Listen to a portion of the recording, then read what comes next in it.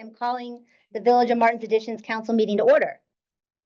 So first, we'll hear from resident weatherman Keith Allen. Very good. I'm surprised there's so many people here tonight with the weather. And it's a wet As floor it is, path. I mean, we have beautiful weather. Nobody shows up here. I was asked a question by Paula, not Paula Goldberg, but the other Paula. She wanted to know, she says she's never remembered it so windy as it's been this winter. And she's right, because this has been a very unusual stretch, and that's why there's been so many red flag warnings for fire weather in a large portion of the country, including right around here. This is gonna help this rain that we're getting right now. And we're actually gonna stay, it's gonna continue to be very windy right through Saturday.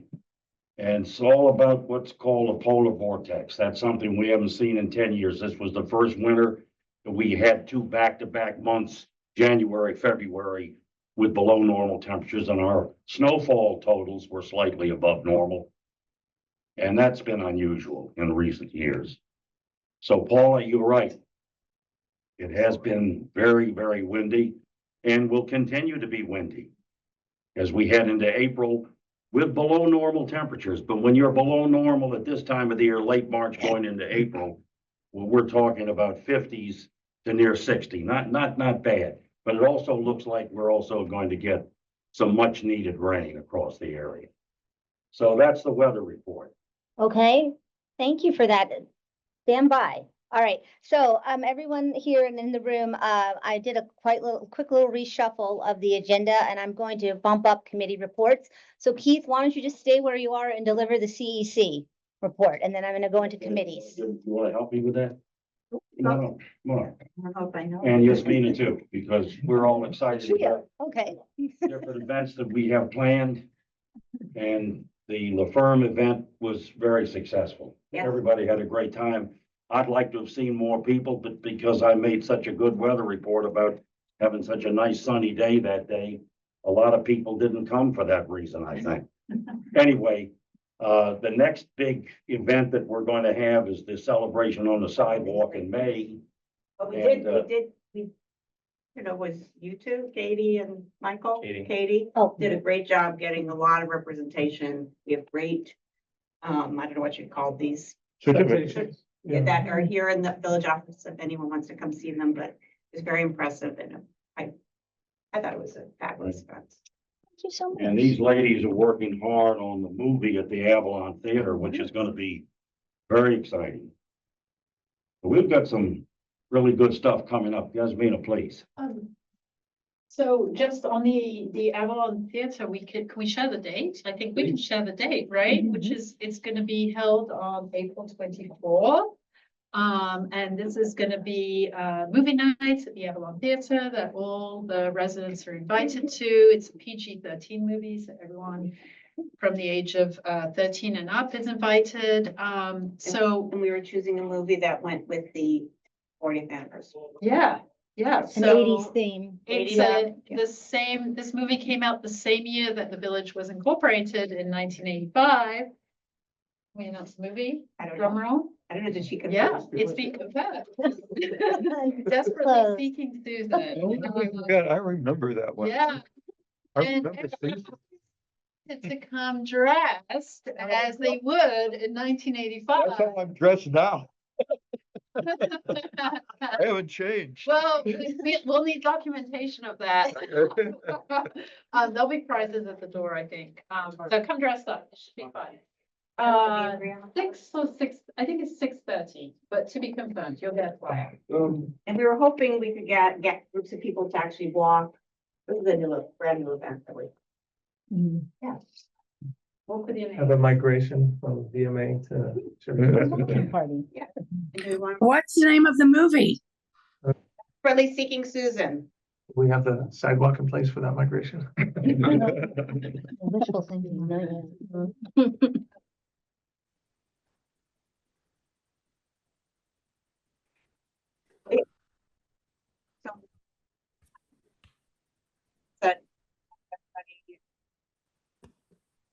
adults and teens, but really everybody. And the other event that was proposed and is gonna move forward, it will be in June.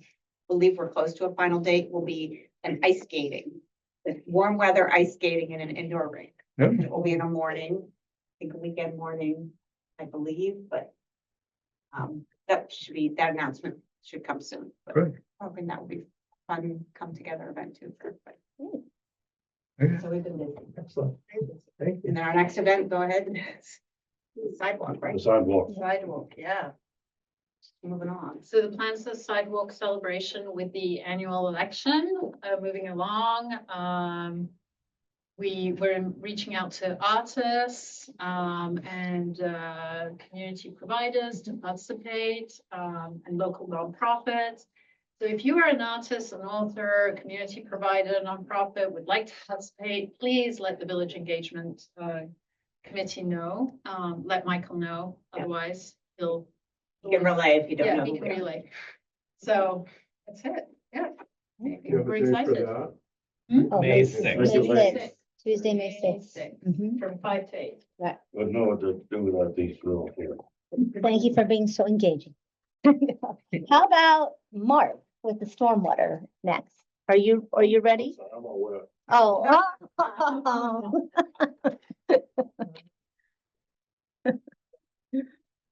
Oh. I'm not used to like just talking to like 6, 7, 8 people and then all those people, but I'll try. Here's the deal. We're making progress, but it's methodical. So, we have now a full cast of members who are remarkably good to work with. They're great, all of them. So on February 6th, we had a kickoff meeting with Bayland and went through the things we're going to try to be doing. And then right after that, I shared all of our documents with them for them to start plowing through. We had collected everything they could possibly want from this region, not the county. And so we'll find out what they think of those documents and whether they're helpful or what else we need. On the 15th, we walked. On the 15th, we walked with Bayland around here, and Arthur was there, Michael was there. Sort of keep us in line here a little bit. But it was really enjoyable, except I was unreliable. With my dog, my kids, my wife, and the mulch guy, I kept leaving.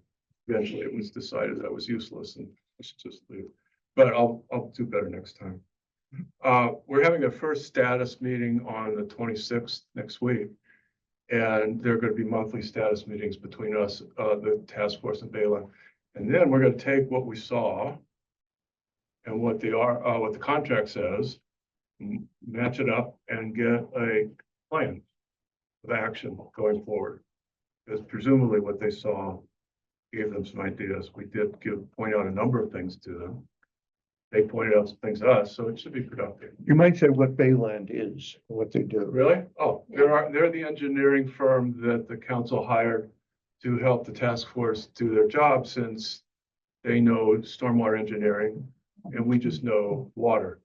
So, and the community and all the complaints that all of us have had and the surveys and all that stuff, but we couldn't give you all a credible report without them. So, and that's where we are now. After that meeting, I'll do another report. We'll do one publicly and then we'll do one here at the next meeting. And I think we'll have a little bit more to say. All right, questions? Good, thank you. Thank you so much, Mark. Okay.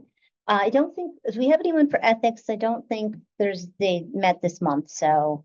They did not meet. They're Yeah. still working on developing more training. Okay. So That's a good report. That's a good update. How, Marty, sorry to put you on the spot. Could you deliver the election committee report?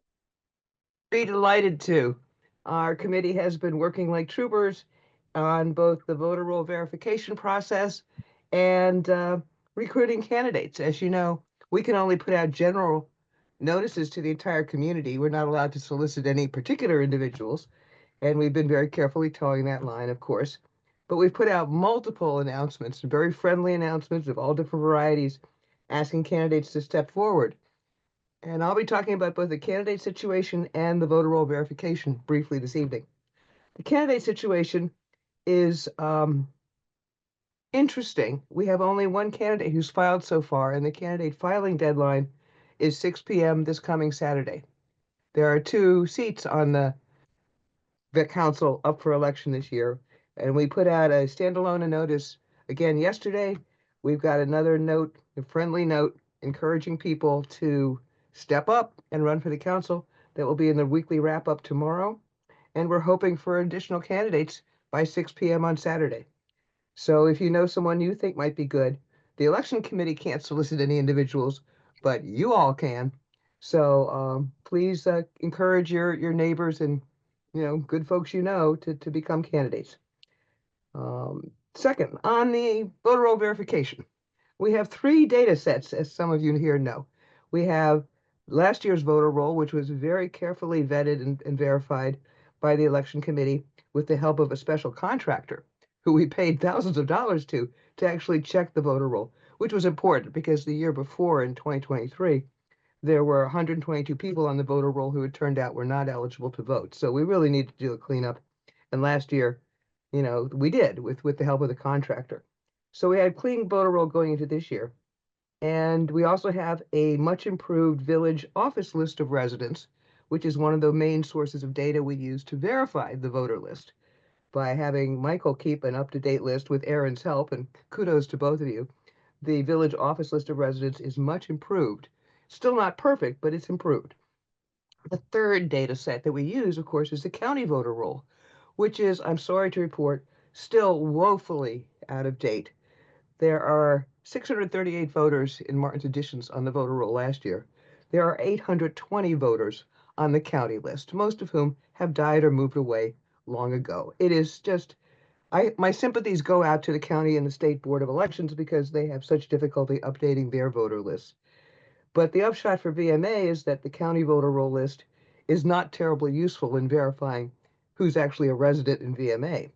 So our committee put in, I would say, probably close to 40 hours between us, actually going through the entire last year's voter roll and the office list of current residents to check line by line, calling residents and seeing if we could verify some by email, some that we knew personally. It was quite a process, and it's continuing.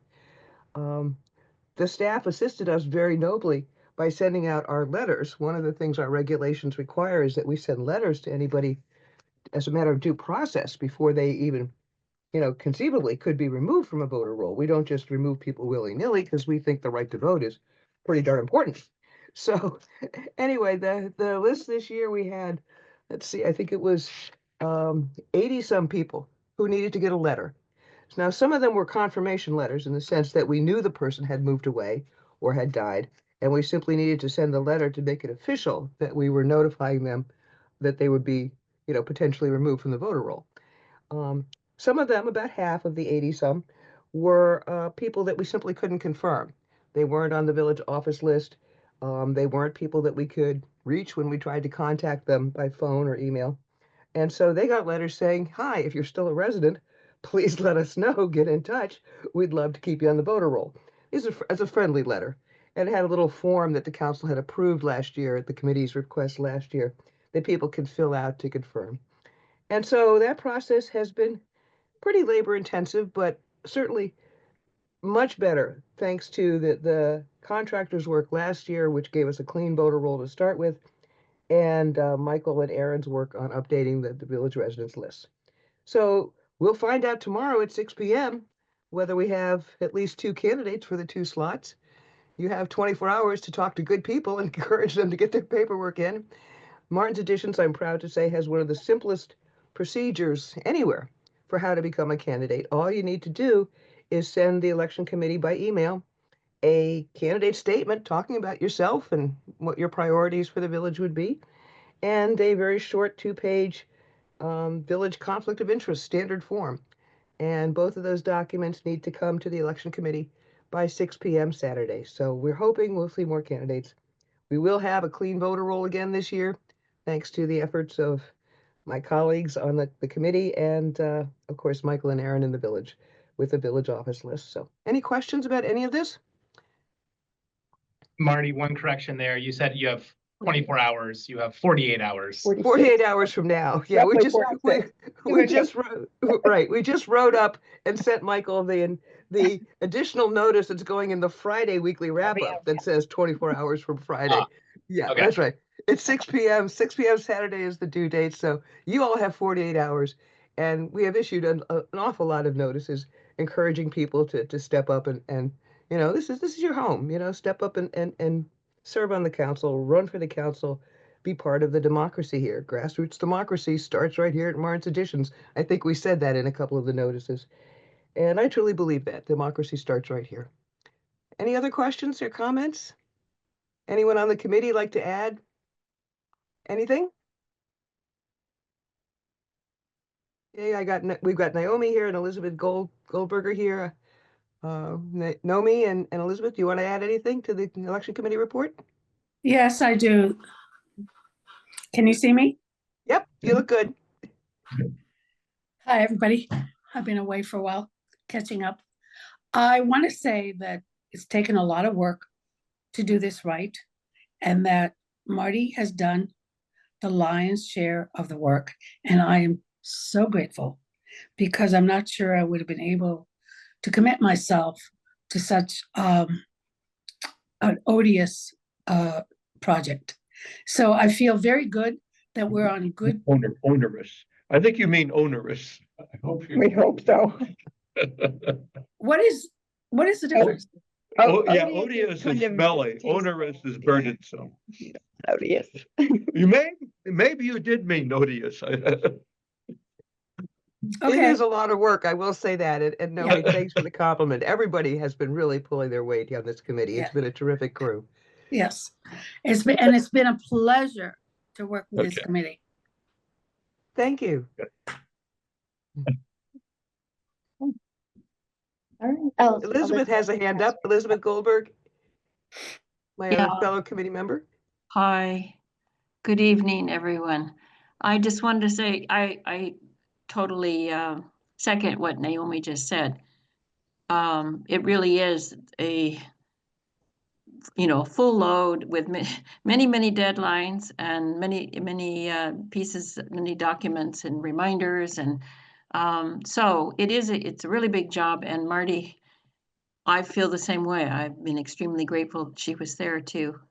As a pathfinder to lead the way and get everything going out on time. And I certainly hope that all of these reminders will yield some more candidates. I mean, that's the objective here. So I hope that people step up and do the right thing in the next 48 hours. And it's been a very interesting process to participate in. Thanks. Again, I want to thank the committee members for just being an incredibly great team. You have made it fun for me and you've made it possible to do this work, which is pretty demanding. So thank you. Marty, for anybody, here in the room or on the Zoom or who might be contemplating running, is it just a simple email to the election committee? Can they just send a one-liner by 6 p.m. on Saturday indicating Well, we make what it. if someone's nominated, just to clear up for anybody who might be interested? I just want to. Katie, that's a great question. I'm glad you asked it. It takes more than just a one-liner. Our regulations are really simple. All we need is a candidate statement, which could be 2 sentences or it could be up to 1,000 words, which is, page and a half, 2 pages, where people talk about their background and what they envision for the village. What are your priorities, whether it's traffic safety or flooding with the water problems or whatever. So candidate statement, again, we don't edit it in any way. We simply invite people to put in a candidate statement and explain to their neighbors, their voters, why they're running for the council and what they would hope to accomplish if elected. So that candidate statement can be whatever the candidate wants to say. And again, up to 1,000 words, so people have room to really talk about it. Katie, I think you actually hold the record for the longest candidate statement the committee ever received. Back in, I don't know when it was, 2017 or something. You gave us a statement, I think was 3.5 pages, and it was very well written, I would say. I remember it. All We right, have so to change the code as a result. we suggest a limit of 1,000 words just because that seems like plenty. But anyway, so the candidate statement, and again, it can be whatever the candidate wants to say, talking about your own background, your experience, your perspective on things. We don't edit that in any way. The second piece of paper is really simple. There's a little 2-page conflict of interest form that the ethics committee put together, and they've updated it. It's very clear now, and we've got a link to that little COI form on every single notice that we've put out, including the one that's coming out in the weekly wrap up tomorrow. And people need to just take a minute, fill that out, and sign and date it. So those are the 2 pieces of paper, and they can email them to the committee. It's really simple. Write up your candidate statement, fill out and sign that little COI form, and send it to us by 6 o'clock Saturday, and we will get back to you just as fast as possible to confirm that we are delighted to put your name on the ballot. Now, you have to be a voter in Martin's Additions. If you're living in Gaithersburg, you can't run Martin's Additions, but any VMA voter is eligible to serve on the council, and we hope at least a couple more will step up and run, because this is our town, this is our home. And if not you, who? And if not now, when? Thank you. Thank you. Thanks for the guidelines, Marty. And the other task force, anti-Semitism, I don't see anyone. Do you have you're as liaison, do you have an update I or? don't think we've had a meeting. Okay. I think they're scheduling one. They just rescheduled it for Oh, that's April right, 1st. April, April that's, 1st. yeah. Okay. All right then. And then why don't we go into resident comments? Because I see Elizabeth has her hand up, and Elizabeth, you can be Yeah, the first. I just resident want, comment. did Yeah. anyone I'm sorry, I arrived a little late. Did anyone report for the water task force? Yes, Okay. Mark Nick? went second, yeah. Mhm. Oh, okay, great. All right, Did you have thanks. something to add or? No, no. I just wanted to make sure that it hadn't been missed. He Okay, gave a thorough report. okay, A thanks. plus. Good. All right, Good. Oh, okay, yeah. She's a harder grader, okay. All right, so resident comments. Thank you for waiting. I shuffled the committee. For anyone who's just joined us, I moved the committee reports up. So now we're going to go into the resident comments. Anyone here in the room or Okay, on Katie, Zoom? if I may. Oh, okay. Go ahead, Pete. First of all, I want to thank Katie and the council for moving up the committee reports. And a couple of things. Well, last week I got up here and asked about the speed humps on Turner Lane. So just as a kind of a gentle reminder on that. I also found out that sadly, that Nick and Mike aren't going to be with us anymore. They were hired here in 2013 from Montgomery County Police. I'd like to make a suggestion to the council to consider a private security agency. And I don't know, it's not my business what the police officers were being paid, but we might be able to get off with a somewhat lower bill on that from a security agency like Securitas. They would have marked cars going through the neighborhood, and they would be doing that on a regular basis. Mike and Nick weren't always able to be here because of their regular jobs. They did an outstanding job here, but there was a number of incidents that occurred in the last 10 years, actually within the last 2 or 3 years. Vandalism, cars broken into, the Stronghold robberies at the pharmacy, and our esteemed chair here had the most frightening and terrifying of all, a home invasion. Pretty scary. So I think that might work. I'd like to have the council consider a private security agency giving us coverage here, at least at night, 7 days a week. And I thank you. All right, thank you, Keith. Thank you for sharing. Okay. Okay, Doug? And then I'll go to the Zoom. Thank you. So first of all, you all might have received a couple of emails from me in the last few days. So I know you are all volunteers, unpaid. I just want to thank you for reading the emails and for considering them and for your service on the council. I won't, reread all the emails. I know you know them. I'm just curious as to whether you might have any updates. I had sent some questions to you, Michael. I think you responded to some, but not all of them. And so I was wondering if there were any updates and to Katie, the questions to the council, if there are any further updates. Yes, I am preparing a more thorough response to your list of questions with the help of our attorney, Ron Bolt, online. So I'm preparing that right now. I have it close. Might be able to send it to you tomorrow, if not Monday, for sure. And the status of these permit applications for 3417 and 3419 Cummings related to adding parking pads to the shared driveway. That is still under administrative review. So we haven't made any progress on reviewing those. We want to make sure we answer all the questions, but we're still going through administrative review.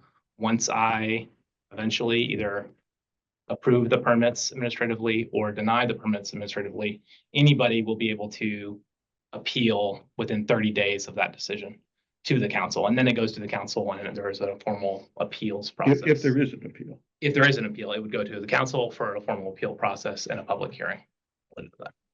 Okay, thank you.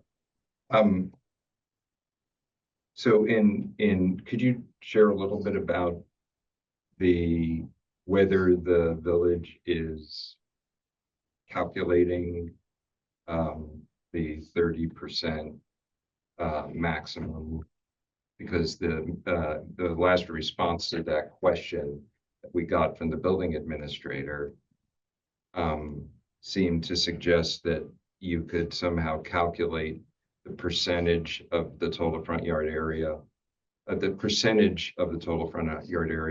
without a figure for the total front yard area. So I don't know how to calculate a percentage without a denominator. So the more detailed responses I'll give to you will show the math and the total calculation measurements side front and what each square footage of the non-vegetative surfaces that are already there, how much those are taking up, the front porches, the walkways, all the shared driveway, all of that. Okay, great, thank you. And also there was an issue with the fact that the dimensions of the building in the drawing that the developer submitted with this application were different than the dimensions of the building for which they submitted their original building application.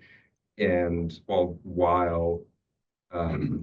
and that raised a possible question about the building coverage calculations that the village might have done. So one, is there any update on that? And also, is it permissible to rule on this permit when there are still open questions about that? Yes, we're looking into the discrepancies between, and actually there's 3 measurements. There's the original site survey for when the house was built. And by the way, that permit is now closed for the house being built. Then there's the certified wall check that was done by a certified surveyor. And then there's the new site plan for the parking pads. So all 3 of those measurements don't line up exactly. The discrepancy seems to be not important as far as the measurements for the front yard non-vegetative calculation.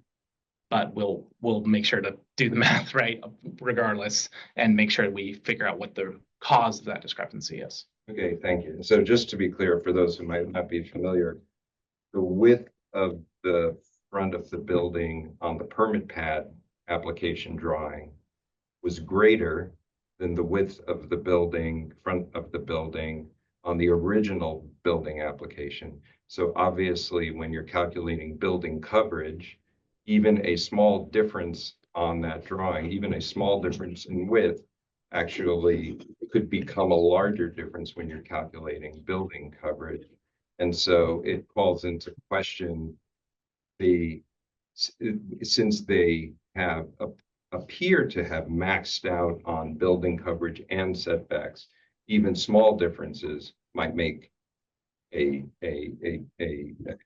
difference there. So really, thank you for focusing on that and confirming that. I understand that that permit may have been closed, but that doesn't change the fact of whether or not there might be a maximum building coverage issue that could be factored in and would be considered in granting another permit, particularly a permit that reduces that increases non-vegetative surface area on the property as a whole, because that then in turn could affect safety and welfare of the community on issues such as water, erosion, icing, and other effluents and other issues. Can I ask a question just for clarification? The non-vegetative, the percentage, that's the whole property, not just non-vegetative front yard, or is it the front Front yard. just the front yard? The village code is very clear. It's 30% of your front yard is allowed to be non-vegetative. 30%. That is measured from the front building line, so it includes your front porch, all the way to the front property line. Okay. And side to side. Sorry. Yeah. So, but on that point, right, even though for the parking pads, we're talking about the front yard, you know, and I think you've all seen the developer's drawing here that we're talking about these two things which shaded in gray are the parking pads. But if you were to apply that shading to all the non-vegetative surface on the property right now, this picture would look like this. So this is the non-vegetative surface on the whole property. So that is a little bit different. And the reason why that's important, even though the original building permit is based on building coverage, and even though the parking pad application is based on a maximum 30% of the front yard, it's still a factor that the village can and should consider in granting the permit. You know, and that is very clear in the code. That is very, very clear in the village code that that is something that should be. I'm confused. What is clear in the code? It's clear in the code that water impacts, including those, for example, those that would be caused by non-vegetative surface area, should be considered. And for example, and this is from the code, the code enforcement officer shall grant a permit. This relates specifically to driveway permits but also some other permits, only if the proposed construction would not interfere with the public health, safety, or welfare, as may be determined by the code enforcement officer. And in determining whether the construction would interfere with the public health, safety, or welfare, the code enforcement officer may consider the following. There are a list of factors, and the last factor is other factors as may be determined by the code enforcement officer to be necessary to protect the public health, safety, or welfare.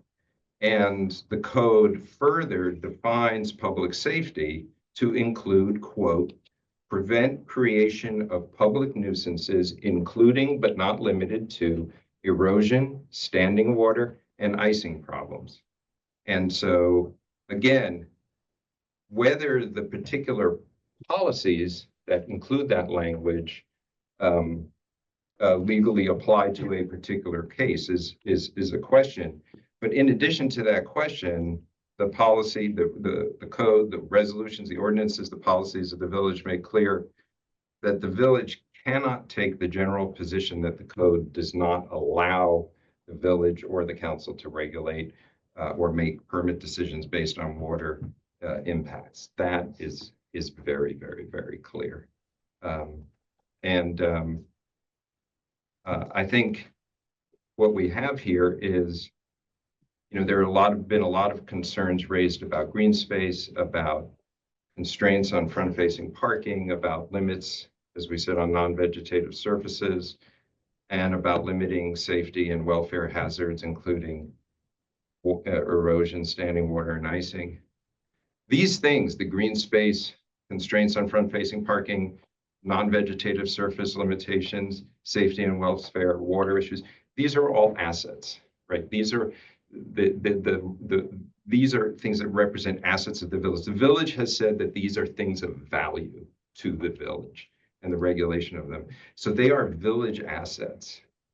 And now the village is being asked by a developer to transfer some of those assets to the developer. And why? Because the developer made certain design choices that it now regrets, right? They built large homes, they maxed out on setbacks, impermeable surfaces. And why does it regret the choices? It's because apparently, I understand, Michael, from our conversation, that the purchasers, you know, that people want to be able to park in a different part of the lot. And for that reason, they may not pay the price that the developer wants. And so to make up for that, they're asking the village to contribute village assets. So in other words, because they're not looking at the potential profit that they thought they might make, they're asking the village to transfer assets to make up for that shortfall. And they can, you know, they can still sell, but maybe just not at the price that they wanted to sell for. So they're asking the village for a subsidy. And so, mind you, these aren't unknowable difficulties that the developer couldn't foresee, because the code was very clear. The plans were there, and these were conscious choices that they made. You know, if I remodel my kitchen and I'm thinking I will get some of that back, that investment value back, if I choose to sell my home, and later I find that the prospective buyers dislike my design choices or not willing to pay what I'd hoped to get for it, I can't expect to go to the village to make up that difference and to transfer village assets to me to make up the difference.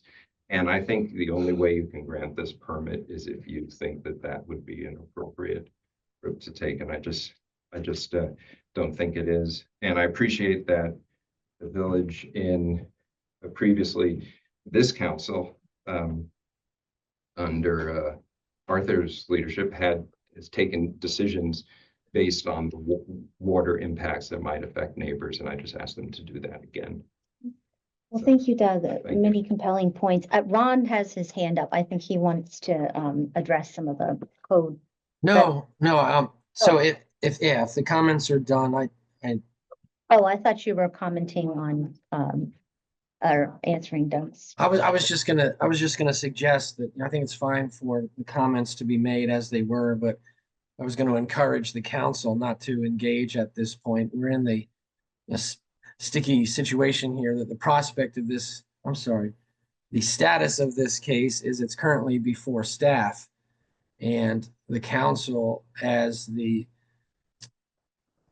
potential hearing body of an appeal needs to avoid ex parte communications. And so we can't, consider in advance prospective arguments for appeal. I don't see applicant in the room or online. Is that correct? Correct. They're not here. Yeah. Okay. Yeah. So, the posture of this case is, it's before staff. After staff makes a decision, any aggrieved person can appeal to the council. And to preserve due process, we need to avoid ex parte communications and encourage the council not to deliberate on a prospective appeal argument tonight. right. With that said, I was going to say something. I'm probably going to give Ron a palpitation, but I promise I'm not going to infringe on what he just shared. I do want to just, Doug, I want to thank you, Hiromi, your family. You have continued, I think, to push, in terms of when you ask these insightful questions and make these, in my humble opinion, as a neighbor and a friend, not as a council member, you really set the bar high for us in terms of how we think about these things. So I just want to thank you for that. And it takes a lot of courage, I think, to come up here and do this. And so thank you for that. And the other thing I just wanted to put out was, this is not a discussion for today, I think, but I think one thing that has come up around this is just the idea that we did, I think, identify within the code itself part of the, and I say it with great politeness and respect and love to you, Ron, the muzzling effect that we have because it's going through a process and we want to make sure it goes through that process appropriately, is there is something in the code currently that says after a 7-day period, really, the council, there's a process it has to go through, and something that we may take up at not this session, but another session is perhaps look at that 7-day window and how is it, because if within that window, there may be some things like the council could do to take this up in a different forum, but because it's past that time and where we are, it is in a process of where we are. So that's all I really wanted to say is thank you. And that I think, again, as you did the first time, you presented facts and figures and cases around the last time you had a permit appeal, you pushed us and it positively influenced things for the community. I think continuing to do what you do will have a positive effect. And, one of those examples is perhaps we'll readdress the code in ways that the council might for these cases that are highly sensitive, may impact residents and the village going forward, that we'll have an opportunity to take it on in some way. Because I think Michael, if he could, he'd probably like to pass the football to us, but the way it is the way it is. Thanks. Can I just add, just to piggyback on what Jeff said, completely unrelated to this particular situation, I think I just want to compliment also Doug and Hiromi on the last time we had an issue with the same property, flagging, as Jeff pointed out, some maybe inconsistencies or vague language that needed to be addressed. And that was, I wouldn't say a loophole, but presented us with a great challenge because, we were presented with a situation where we either followed what was in the code, however weak perhaps the specific language was, or make a decision that didn't follow the code. And I will, in decision-making, often look to Ron to help guide us. And in that instance, it was just unfortunate that the code didn't give us much flexibility, in my opinion.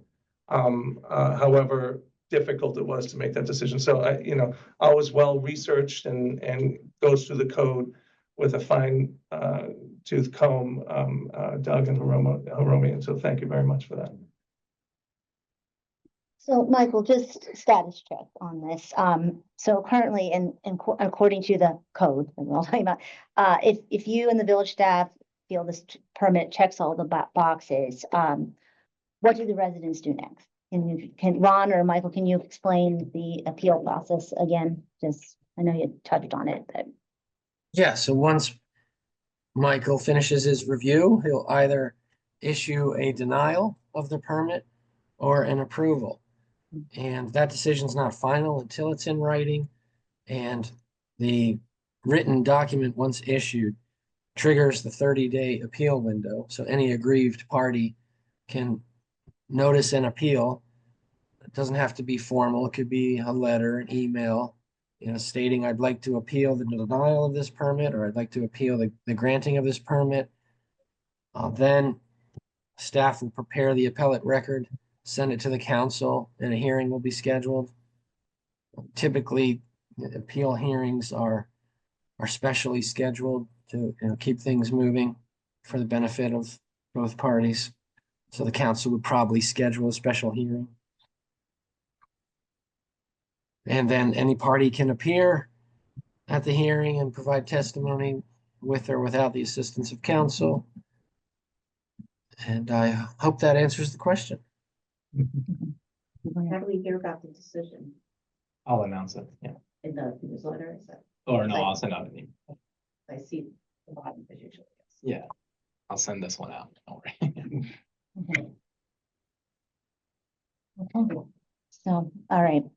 Any council, any other questions? More to Okay, come on this, so Yes. let's move on. stand by. Thank you again. We're working on it. Yeah, and thank you for your patience, Doug. I know you and Hiromi have been through a lot with the permit and the resident in question, and we appreciate you opening our eyes to Cummings Lane.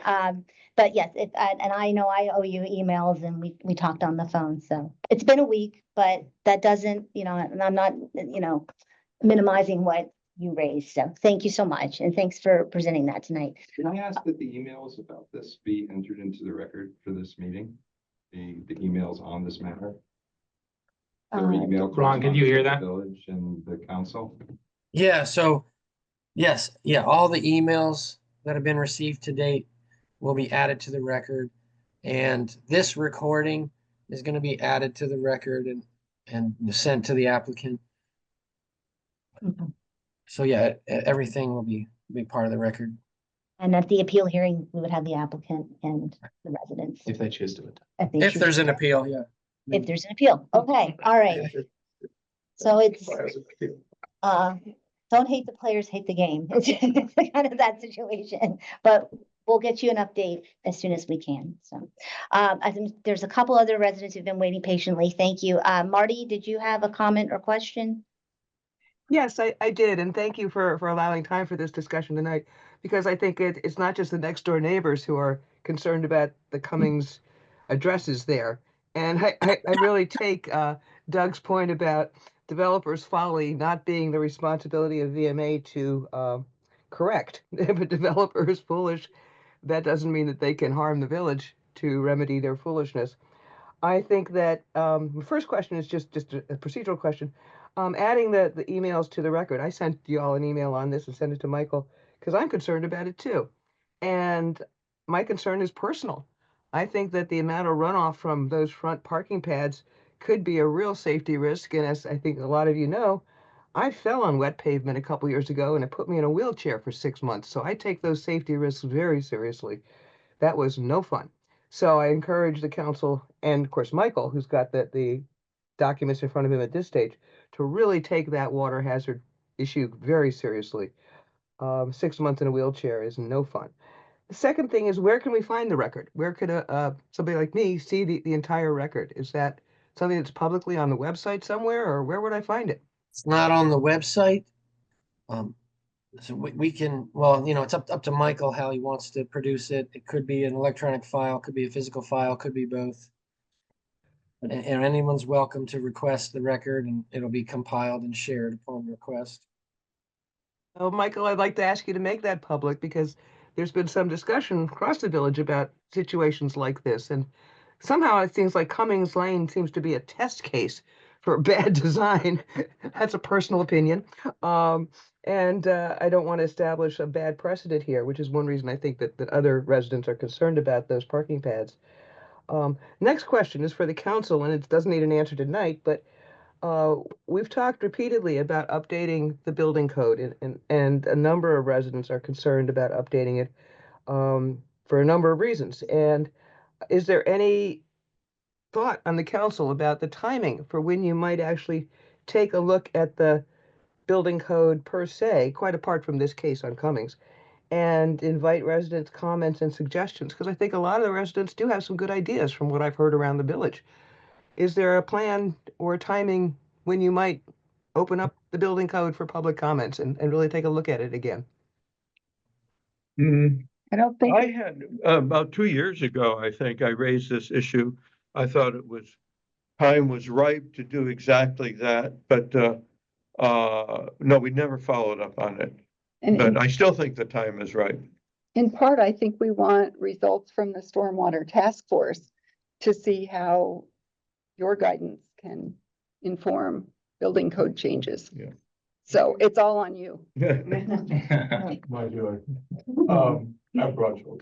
It seems to me that you could probably go to walk and chew gum at the same time. Oh, yeah, we can look at, Because the stormwater Mhm. piece can just be imposed on whatever else you're drafting, but that's your resources decision. Yeah. I had a point about, question about. Back them up here if you're Oh, talking. okay, sorry. I had a question. Please correct me if I'm wrong. My recollection is that one of the issues with the last permit hearing was they only had so much, flow well control to collect so much water. And if we took away, if you decided to take away those side things on the side of the buildings, they wouldn't be able to control the water. That was sort of the argument I remember. Correct me if I'm wrong. This water could flow to the street from these pads, or it could flow down that same driveway and into those same flow wells. And I don't know if they weren't gonna have the capacity, if you remove that other thing, there may be a capacity limitation to them being able to collect this water before it goes into the Shepherd Street backyards. So I think if I'm right, then somebody should look at that. That's all my suggestion. Right. Okay. One more point. One way that can be done is to have them have an engineer give you the answers as part of this process. We're going to recommend that for a lot of stormwater related things, but maybe you want to think about that. Thank you. Thank you, Mark. I think that was a good point. And something I just want to add is, in addition to our code, we have policies. And there's one policy that I think we overlook, and I've certainly been guilty of overlooking it. And if I had had it in front of me when you had the hearing on the original permit, I would have highlighted it, which is we do have a policy regarding the discharge of water from roofs and sump pumps into the right of way. And we currently have a situation where roof water is being collected in these basins, which are being flowed towards an inlet, which is directed to the right of way. So it is currently being discharged into the right of way, in which goes against our policy. And so, thank you, Doug. So I want to highlight that issue, and I think we need to look very closely at how this water is going to be graded, how the driveways are going to, the water is going to flow from the driveways. Is it going to drain into the right of way, or is it going to add to the water that's currently being collected from the roofs and any other systems they may have and draining into the right of way?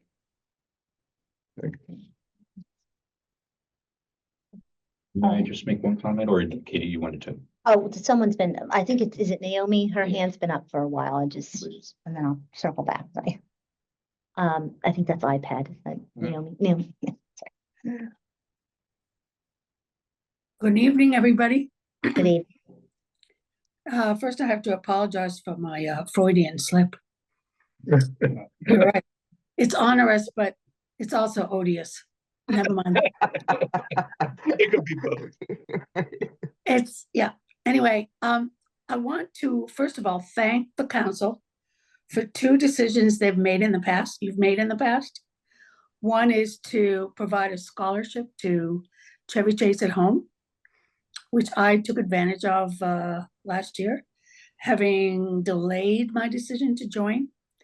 And I have since joined a couple of groups, the garden group and the movie group, and thoroughly enjoyed that and meeting other people. And I've just renewed my membership and paid for myself, because obviously I don't really need a scholarship, but I think it worked as a way of inviting people into the fold. So that was a really good decision that I'm grateful for. Another thing I'm grateful for is your decision to have our sidewalks shoveled after snowstorms. Having been away for a couple of months, yes, I do hire someone to shovel my driveway, but it doesn't always work promptly. And knowing that it was going to be shoveled, at least for people who are walking, on the sidewalks was a sense of comfort that I had. So I really appreciate that decision you made. And am grateful that the safety committee suggested that. So those are two wonderful decisions you guys have made. And I'm hoping that you will also make a wonderful decision when it comes to the listserv. I think it's outrageous that we have a listserv right now that does function, but really inadequately and cannot be fixed. There's so many residents that are not on this listserv, and it's not fair to them. And surely you know that there are plenty of other neighborhoods that have listservs and they monitor them in ways that you may be you're concerned about political issues, maybe the money, but I think we can learn from what other neighborhoods have done. And I think it would be a wonderful service for our residents to approve the listserv project. That's it for me. Thank you, Naomi. Okay, Susan has her hand up, and then Jeff, I'll come back to you. Susan Kahn.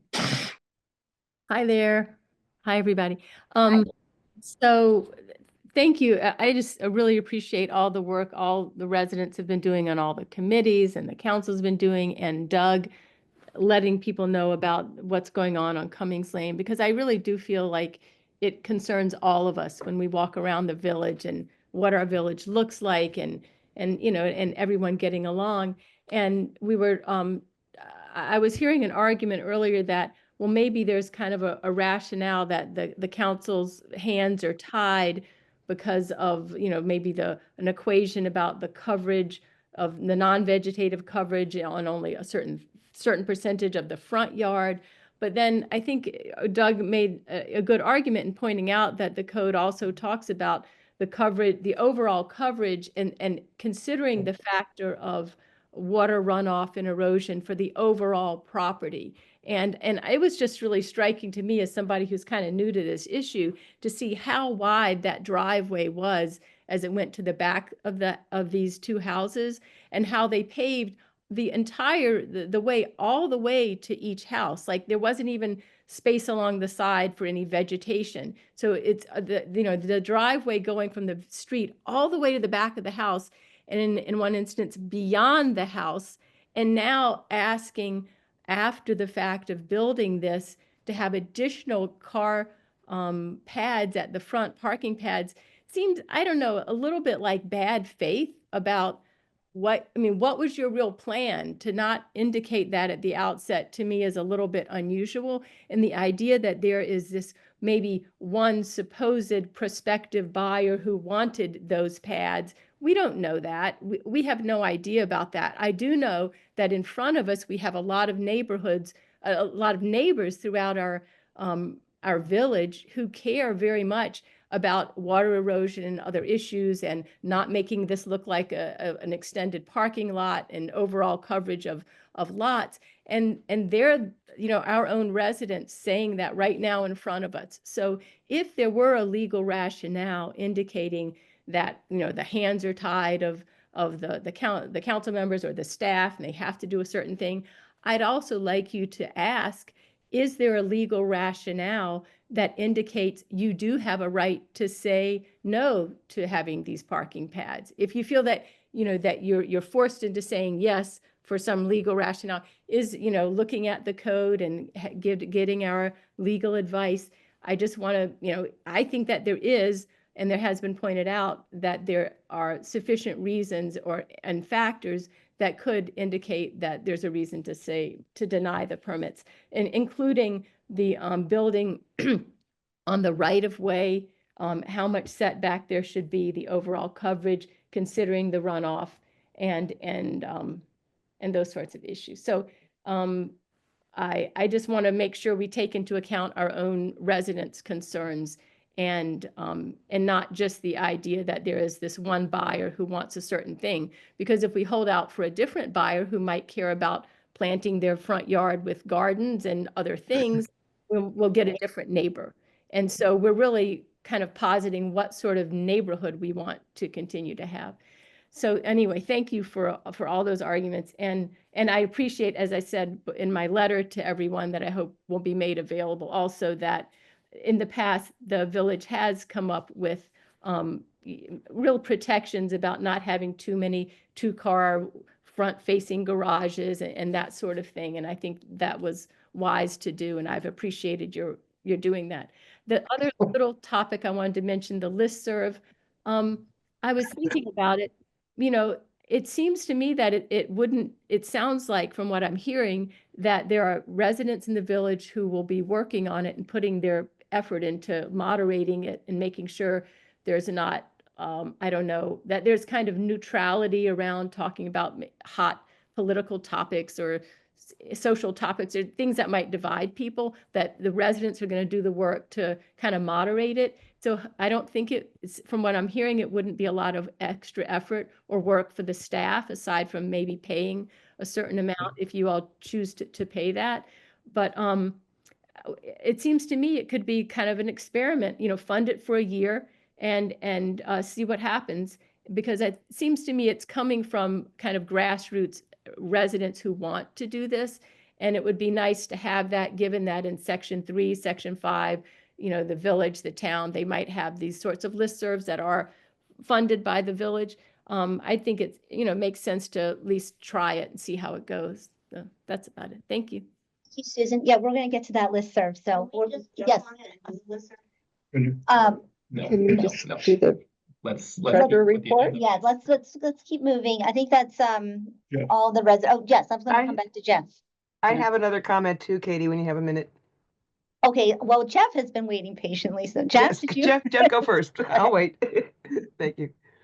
Well, good. Thank you. I'll make it very brief. I just want to thank Susan Badig for, you know, just pointing out that the hard work of our committee that is looking at and investigating, you know, the issues around permeable surface and water runoff. And we've got, I think, a full house of everyone on the committee is here. So just putting in perspective, I know, Mark, you get a lot of accolades, and deservingly so, but I want to point out that all the members of the committee and what they do, and Arthur.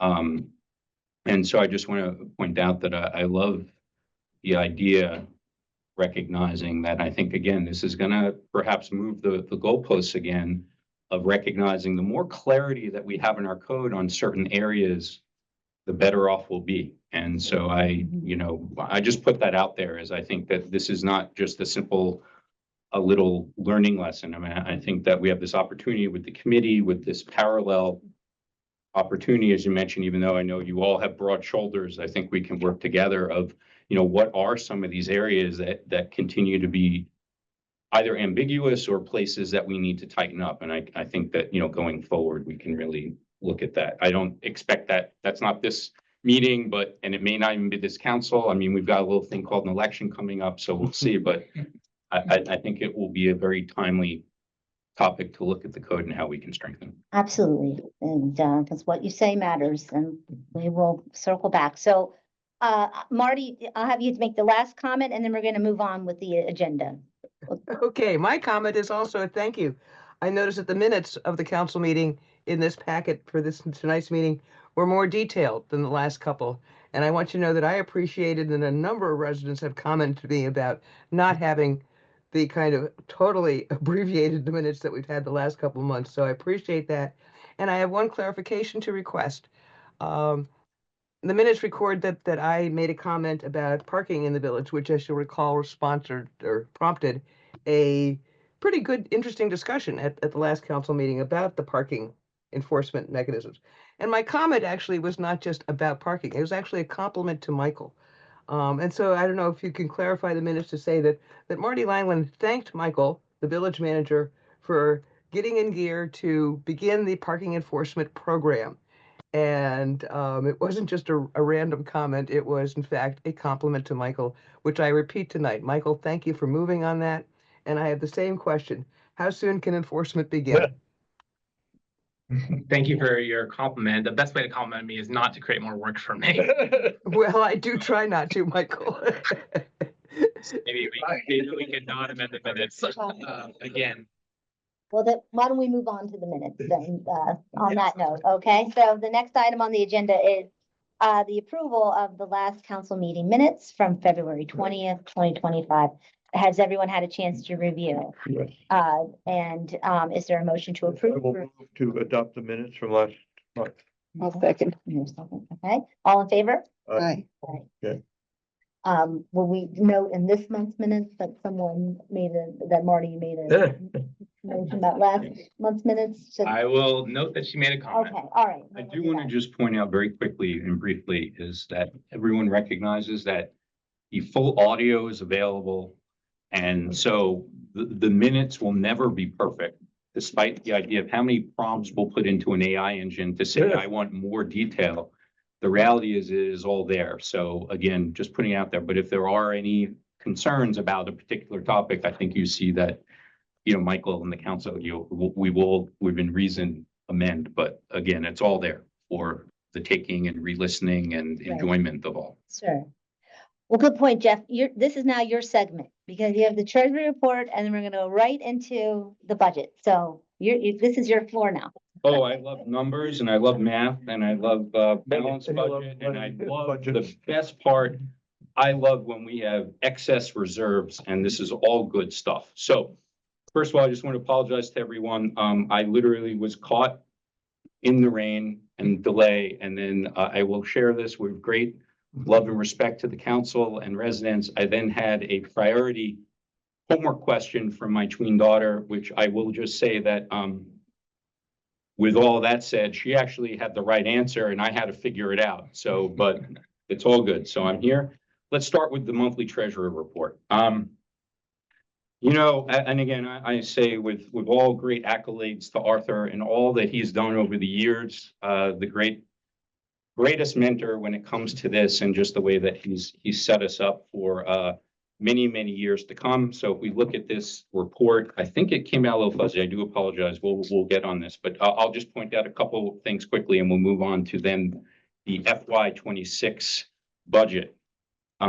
So first and foremost, if we look at the total income for the actual over under for the year so far, we are almost $600,000 in the black for the year. That is quite wonderful, but recognizing that we do have some saccharin, as we always talked about in there. The saccharin is the way things are with interest rates. So we are probably incurring several $100,000 more than we normally would. And then the other thing, an aspect of this is the ARPA funds are still helping to, again, inject not only saccharin, but steroids. And I share that because if we do the quick math of taking out those sweeteners and steroids, actually we're quite close to on budget or on what we forecasted. Now, why do I say that as important to recognize? Again, with the reserves, which I point out, are significant. So, but we're seeing a trending line of where the annual budget and the income is almost at this kind of, I wouldn't say crosshairs, but we're getting there. But because of all the prudent fiscal management, perhaps 10-year run, maybe 5-year run. And why is that important? Because, I don't think anyone wants to be on a sitting council where you say, I think we have to raise taxes. And I think you'll see as we move into the fiscal year 26, we are in a very enviable position. We are probably, if I think, correct me, Arthur, or anyone, but I think we're the lowest, perhaps, certainly in the county, if not state, in terms of the income tax rate, property tax rate. And so we want to stay there. But I just want to share, but things can happen like the rezoning, right? That could have had a huge impact on all the things that we know. We're not part of the engineering studies of the rezoning, upzoning. It may not be a direct issue for us for years, but if that happened, that could have wiped out. And of course, capital projects. So I'm putting it out there. We have a lot of great things. Let's all be very grateful and thankful for the books that we have, the years of prudent fiscal management. But it isn't exactly a time where you say we're going to blow it on this or that. We still have to be very cautious, knowing that these sweeteners, the saccharin, will go away, and pretty soon we're going to be very, very close to either on point or there may be even a little bit of a crisscross. So with that said, I'm unless there's any questions, we can move on to our fiscal year discussion of the budget. And ultimately, I think we're looking at an introduction. I said, go ahead. Yeah. So page 7. Awesome. So my loud voice, I apologize to those who are on the left and right of me. But first of all, let me just special thanks. Michael, you are magnificent in every way. I basically show up to things and it makes me look a lot better than I possibly could be. His preparation for these meetings, the open session, all the work, I mean, it is really incredible. I don't have enough words to share about Michael and his preparation. So again, the summary I have here, he shared a lot of details of the various codes, and what I had done was really created a summary that I think was a little bit more just giving you the general gist of the big ticket things, but we of course can go through the line items. So let me start. The other shout out are you all, the residents, those who are here, those who are online, and those who had showed up. Even if, if it's 1, 2, or, half dozen, whoever shows up at the budget meetings or all the comments that come in before, they are incredibly helpful. They are incredibly rich, and they really drive our discussions, and they help us shape the budget. I mean, it's really, we thank you. And there's no exception in terms of this year. We had several residents who showed up, really very thoughtful, very, I know I think they're Elizabeth and Marty, and then thoughtful comments that had come in before, and just want to thank you for that, because that really drove us in how we prepared this. So moving forward, again, we're looking at this for FY26, when those sweeteners and saccharin are taken out, we're looking at a surplus of around 100,000. And again, that may still, because we know there are pending forecasts, possible recession, other things. So again, that is a forecast. We could be under, we could be over. But that is how we looked at this in terms of the key changes and what we are going to be looking at. So again, good news, no tax, increases or that we need to. Very enviable position when it comes to other adjacent communities and nearby communities. So we should be, and frankly, nationally, if you look at it. In terms of some adjustments, you can see I'm not going to go through verbatim unless folks want to, ask specific questions. But you can see some increases around, general administration, printing and mailing, subscriptions, office leases, salaries, the typical things we would expect as part of inflation and other things, and some slight increases around those allocations. Of course, again, due to inflation, some rising costs around our contractors from street cleaning and waste collection, tree maintenance. So again, nothing here is out of the ordinary, and there is really nothing here, and we'll go turn just so folks can see, but the calculations, you'll see line item, the percent increases, there's really nothing here that should be shocking, glaring, or out of line in terms of the conservative nature in which we operate. And then the other thing is just pointing out that already mentioned, but we know how critical. I know, Keith, you gave a very heartfelt opening when I had come in around the police and the opportunity to see maybe private security. I have gotten permission to just mention them. I wanted to share, and I know not only Andrew, but everyone, the heartfelt appreciation of the Boland family, particularly, they again, without, there's ongoing investigations of a recent issue that occurred, on Turner, but just putting out there that I think the idea of understanding how we can take the monies we've set aside that were for those 2 law enforcement officers, and how do we strengthen our perception and also the actual reality of our public safety. And I think that is on everyone's mind. How do we do better? It won't be perfect. And as Arthur has mentioned, and rightfully so, if you look at the statistics, we're like in this A+, right? So it hardly raises a blip on anyone's. So the real question is, what do we do around deterrence, perception, but also just do better with the money that we had, and perhaps we can be creative with technology if folks want, for example, something, a door cam or something. We can think of some ways that anyone who wants one, we can figure out how we might make that available to them, and other private solutions. But I just put that out there as it's something that we have budget for. It's not by any means something that is a deal breaker. This is more about creativity of what will satisfy our residents. And that's another, opportunity with our annual survey coming up, is to perhaps get a little bit more in detail of what options might be and how we could effectualize that. So I think this is a real opportunity. The aging in place was mentioned. I'll let Michael at some point. This isn't necessarily the time for that, because this will be an introduction. We'll have a much deeper around the public hearing. But the data that we have on that, the impact and effectiveness of that, and then, the justification for the continuance of that.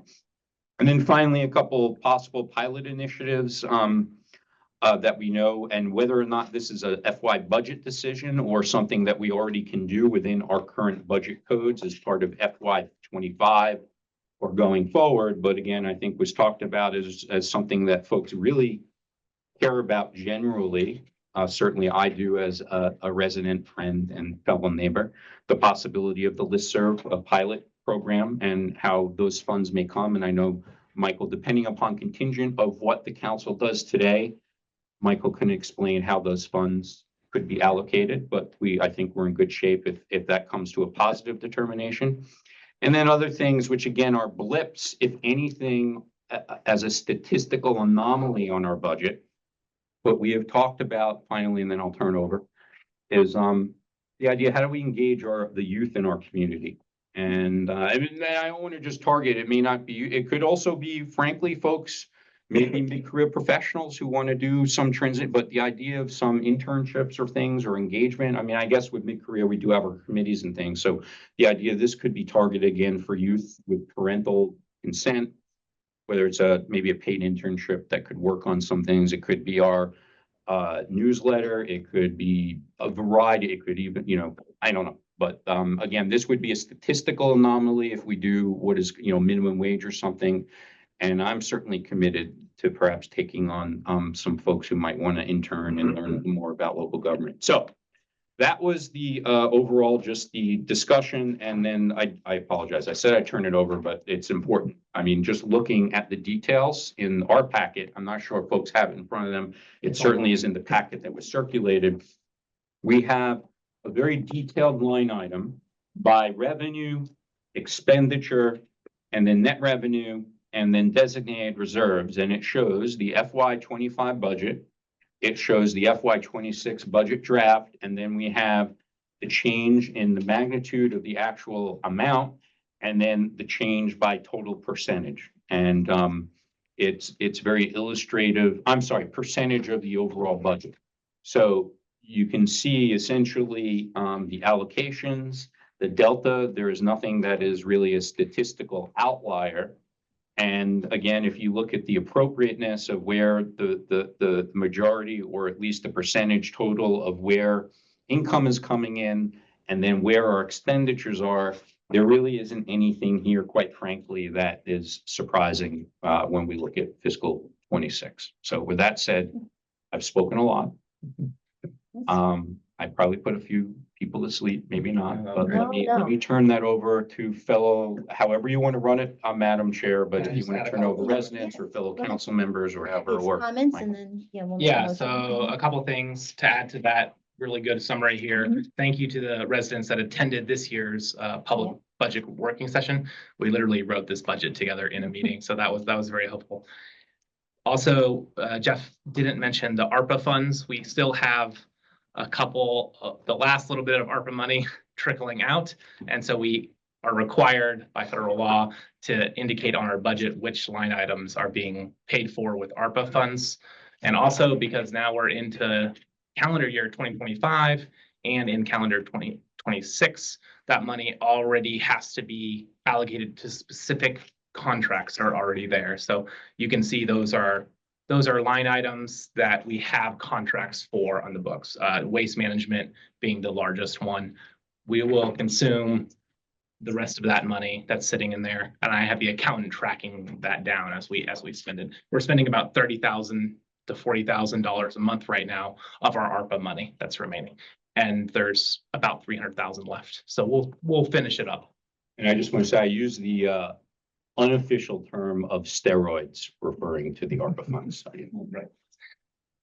We don't need to go line by line. We don't even need to have the discussions tonight. All we really need tonight is an introduction vote by this council, because we have to have more than 30 days before we can have the public hearing.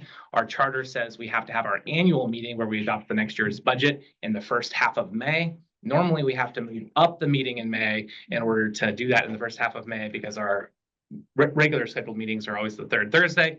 This year is the one time that we don't have to change the meeting, because the third Thursday is May 15th. Yay. So that worked out perfectly. It'll never happen again. Well, it will in 14 years. Yeah, okay.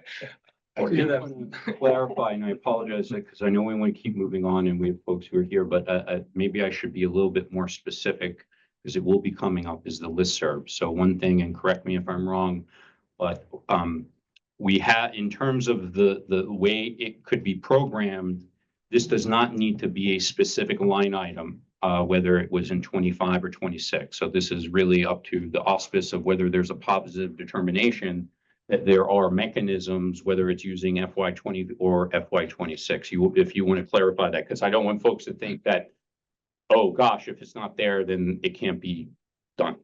One, we could amend this before we adopt it in May. So if the council decides to allocate a ton of money between now and May, we would adjust this budget accordingly. And then this is a very small dollar amount for the listserv. So even if you do pass that tonight, we would be able to fit it in one of the budget categories that we already have. So we're not worried about this as far as this budget is concerned. Okay. This year or next year. Oh, so on that note, any other questions, comments from council?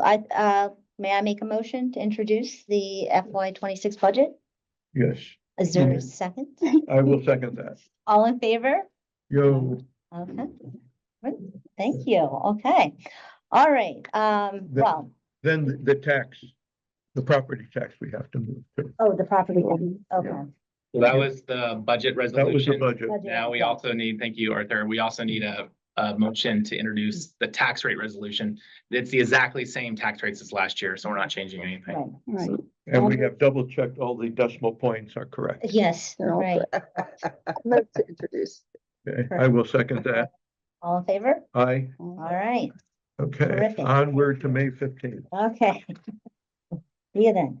All right, the next item on the budget is discussion and possible introduction, discussion and possible vote on supporting a community listserv. So at the last council meeting, we received a presentation from a group of residents who met to improve and rebuild a new platform for the VMA listserv.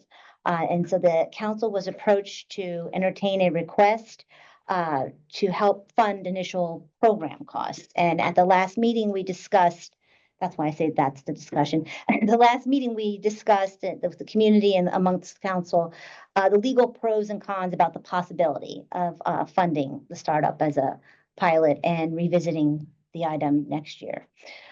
So I continue to be supportive of funding a listserv for the people and run by the people, as long as every resident has an opportunity to join, and it's run by the resident moderators and not a lift on the village staff. And I'd like to put the item up for a village council vote, but I'd like to hear from council members if you'd like to. Yeah, since I missed, Yeah. I was traveling overseas. Trying to get you missed- read in. I missed the last council meeting, but I was able to listen to, as my wonderful colleague said, not from the minutes, but from listening to the audio recording, I was able to feel like I was in the room. And so, and like I think Arthur said, he's kind of been going back and forth on this. I started with certain emotions that it's been kind of a roller coaster, but to me, it's fundamentally a fairness issue in that some residents have been, for no good reason, left off the current listserv, and thereby unable to benefit from recommendations related to giveaways at the curb or a plumber or a contractor and all that. These are simple things, but they're important and they help us in our daily lives. I do understand the concerns that directing public funds toward a private listserv administered by residents, but with the liability exposure of the VMA government per se raises red flags. On the other hand, would VMA funds and their involvement guarantee participation versus what has been decisions made possibly at the, at the whim of a resident where you can't get on? You've been trying, we have folks that, I think George McAleese, I think was on the record, maybe you too, saying for the last 5 years, I've been trying to get on this listserv. It shouldn't be so hard. I don't know if there's no one at the wheel. That's been the problem, I think, that the wheel's broken. The wheel's broken. Yeah. Okay, so the wheel's broken. Fine. Formatted, Um, yeah. Would government funding require a certain amount of VMA supervision? I don't know the answer to this. I did ask ChatGPT that gave me some wonderful options, 5 membership fees, sponsorships, ads, fundraising events, donations, grants, and ads again. I guess ChatGPT does do well on ads. At the end of the day, I didn't hear, I know Ron has probably chimed in on this. At the end of the day, again, as I started, I think it's a fairness issue. And if we, at a nominal cost, can make sure that our residents feel like they can all communicate with each other, can benefit from each other's recommendations, advice, warnings, what have you, with I don't know if it's an ad hoc board, or some guidelines that, of course, allow us to know, that only appropriate topics for discussion or respectful language, any kind of procedures for reporting inappropriate conduct are in place. I would be supportive of whether it's a pilot program or whatever lane we need to find to allow for us to start this. I would be supportive of it. Would that include crowdfunding rather than village funding? Because we could easily raise that money in a day. Yeah. Guaranteed. And it's still you're not gonna have the. Yeah. I'm not opposed to any kind of funding, but I'm also not opposed to VMA funding. Right. So please, or If someone's gonna speak, they need to come up here so they can. And would you also remind us the breakdown of the costs? Yes. That was the cost. Yeah, I Really mean, minimal. it's really ironic actually, because we're talking about giving people a means of communication. We're not talking about taking away means of communication, but we're getting caught up on the latter. So I want to come back to the fact that this is a tool to facilitate communication, to allow people who, like Susan. I was on listserv, I relied on it, and then I left my job and I had used that email. And the old platform doesn't allow any new emails, which is absurd. Because in the era I've been of living in social 13 years, media- I've been off 5. Yeah. Google is choosing not to maintain this tool or improve it. And so a lot of people who are using Google as listservs are having problems. So we're just moving to the same tool that everyone's using. But the main reason for which we are asking the council to fund this and not going, hat in hand, as you suggested, Susan, at the last meeting. And we have great, really wonderful neighbors who've said they would fund it. Is this issue of fairness? But it's also, this is a public service that we want to be a safe, respectful, inclusive space, and not to reflect the priorities of a small group of donors, right? This should be, and so with public money comes the need for accountability, the need to establish clear guidelines, to have fair moderation rules, where everyone feels that they can have a voice in the community and express whatever they feel like expressing. They saw a fox in the ditch. They, I know, they need help choosing a color for their house. Because those are really the things that we're talking about on the listserv. This is not, a place for political discussion. Or anything about the council or related to the Yeah, council. And that has actually been the guideline under the previous iteration. And I think maybe not all of us, but a number of us have been subjected to some pretty, to use a quote, scurrilous and defamatory content on the listserv, and to the extent that a number of people have said they will not volunteer for committees. So if you can actually ensure that that doesn't happen, then maybe there won't be the same liability issues. But I can guarantee you that if anybody had been inclined and if the council had funded it, there would have been big concerns on the So part of the does- village. Does anyone, I don't have the old I don't have the old rules, that's the problem. I know the. There- rules are actually, written, there which we weren't- can But circulate. it, but it said there will be no political Right. discussions, no commercial advertising. I guess It Go back and specifies look. about the council, anything related to the council Oh, yeah. will not come up in this. I guess the other challenge then also from the government funding perspective is that there's maybe an argument to be made that it's not as independent as it should be, because if such a thing happens, the council could vote to shut it down, maybe because it's broken the rules. I mean, I want to make sure that that can't happen, So right? just- You want to make sure that you're independent and that you're not and maybe that has to go into this, if it's a pilot program, in the wording of this pilot program, that once the funds are released, the council has no control over. So I would liken it, so we actually were gonna call it originally we were joking, we're gonna call it the non-council or something, it's not, we were gonna make. The non-official, the Yes. unofficial. Yes, we actually, we're gonna put that in the title, but Sure. the other, and the reason we're asking for money now, because we actually have it ready to go. Yeah. We were doing it after the fact, is because, before we launch formally, it should be no different than you funding Chevy Chase at home. You don't, do I you, think that's true.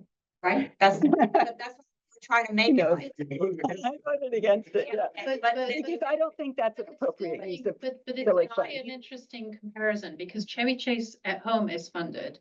And yet this council has no say over any of the Well, guests. that, we don't, that are but we're invited not to giving money to discussions. Chevy Chase at Home. This is No. money for individual membership.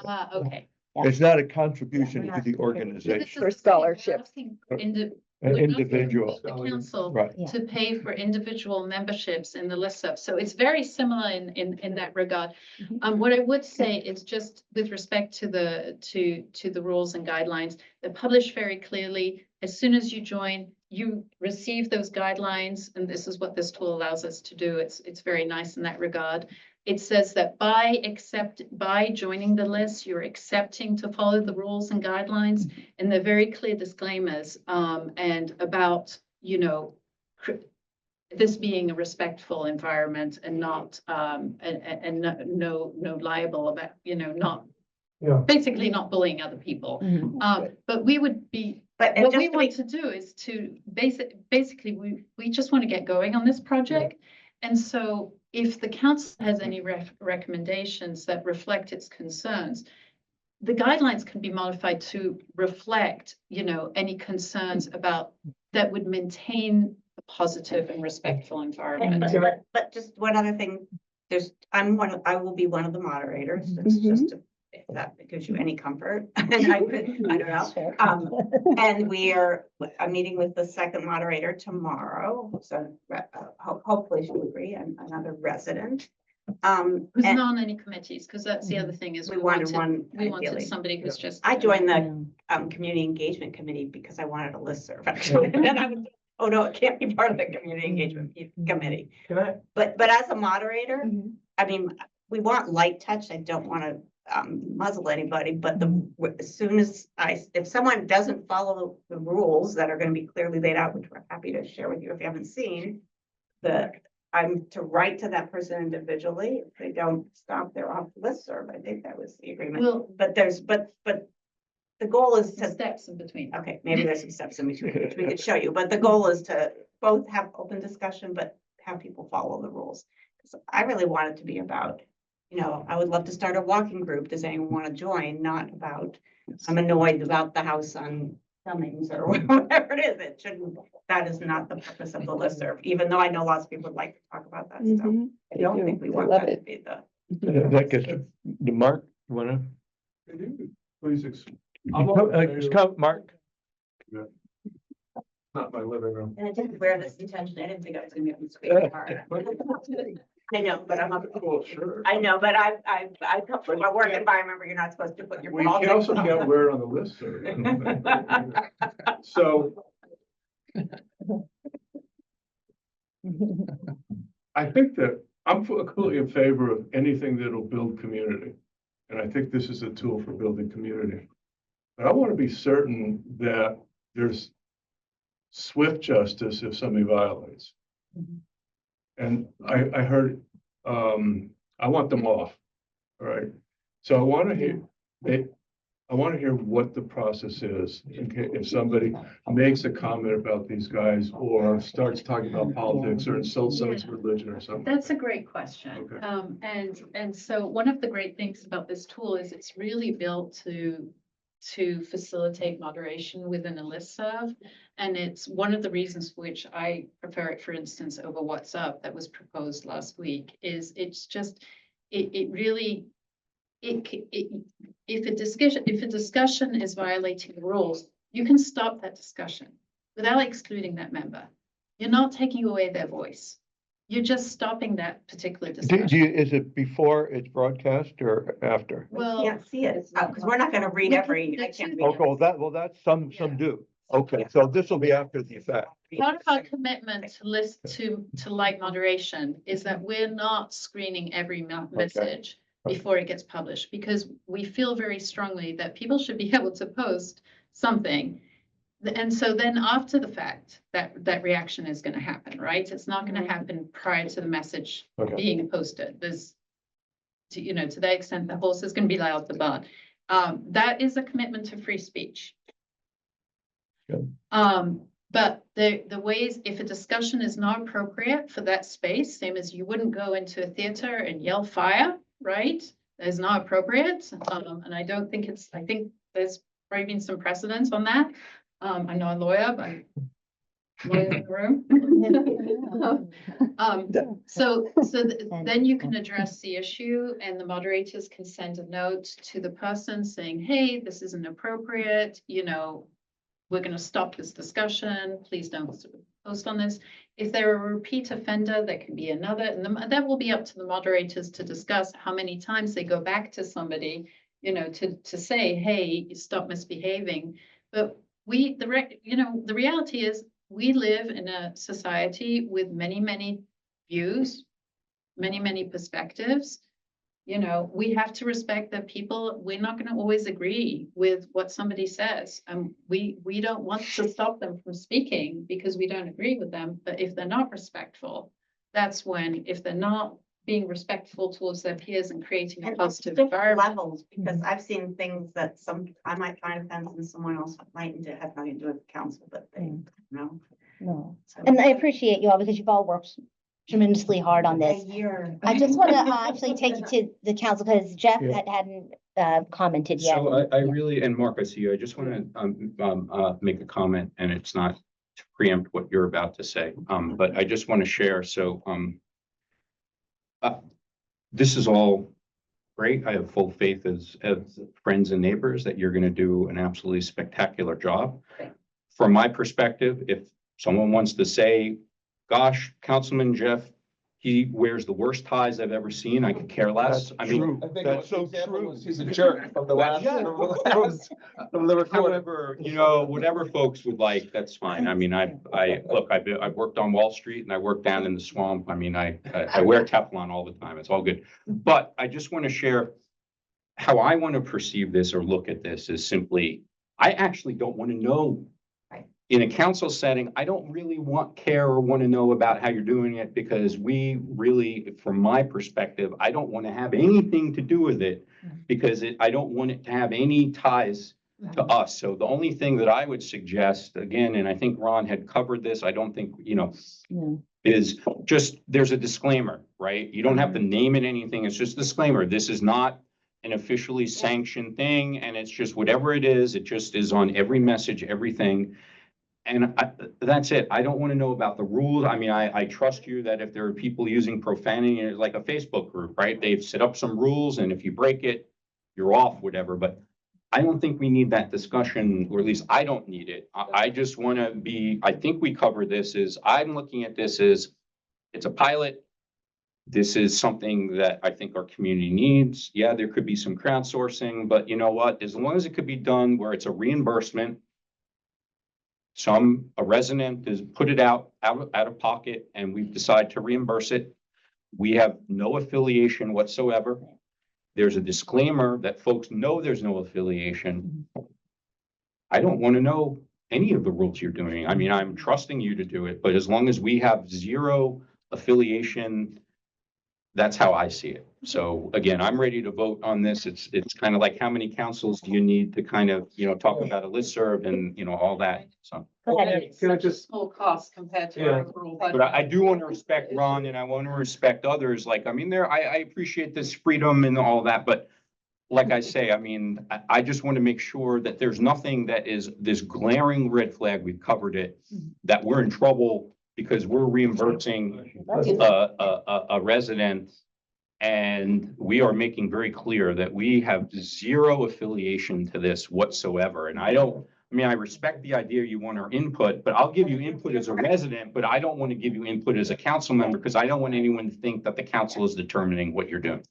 Just couple, Go ahead. two things. One is, and I'm assuming the sanctions guidelines that will be put in place possibly will evolve, as have mine with my 3 sons. 3 strikes, 2 strikes, 1 strike, I'm done. You know what I mean? So you're gonna figure this out, but they have to be in place and one more chance. I mean, the other thing is, I don't know if I caught on the previous recording, our neighbors, in section 3 or anywhere else where they have, listservs, how those are funded. Are those by the municipalities or? We know of one example that is exactly this group IO and the village and the Section.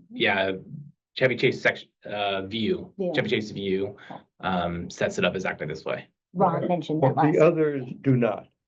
The others have. The others, The various.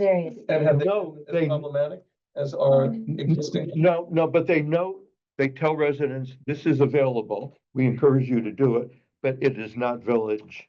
It is not a village function. And I'll say I'm on those listservs and they're all really positive. Like there isn't any political discussion or even discussion about problems in the community. They're just designed to help. And Right. that's what we're trying to create here. I do apologize. I do want to just say one other thing, data, right? So again, I'm looking at this as I know you don't like the word and I respect that, but it doesn't matter because every year we have to approve the budget. And so it's, even if I said, someone said on this council, I want to do it forever, every year it's going to come up. And what I would suggest is, the idea that there's data collectors. I know Tiffany Cessna, I think actually I saw, Tiffany's there. Hi, Tiffany. I know she may speak, but I know she brought up alternatives like WhatsApp and things. I mean, frankly, I don't know if a listserv is I just don't know if it's the current day forum, but Tiffany I'm there? willing to try it. WhatsApp, and I've used WhatsApp. Well, I'm not, this isn't a debate. It's just the idea of, I just don't know how much of an uptake there will be. And so I think the idea of whether it's a year or 2 years, just like with Chevy Chase at Home, we'll have data on it. If this becomes wildly popular, awesome. And if it's not, if it's a very small number who actually are using it, that will also help inform the process of, is this the right type of platform to get people engaged? And Arthur wanted to- Yeah, I intend to vote against it, even though I'm totally for the system to do it.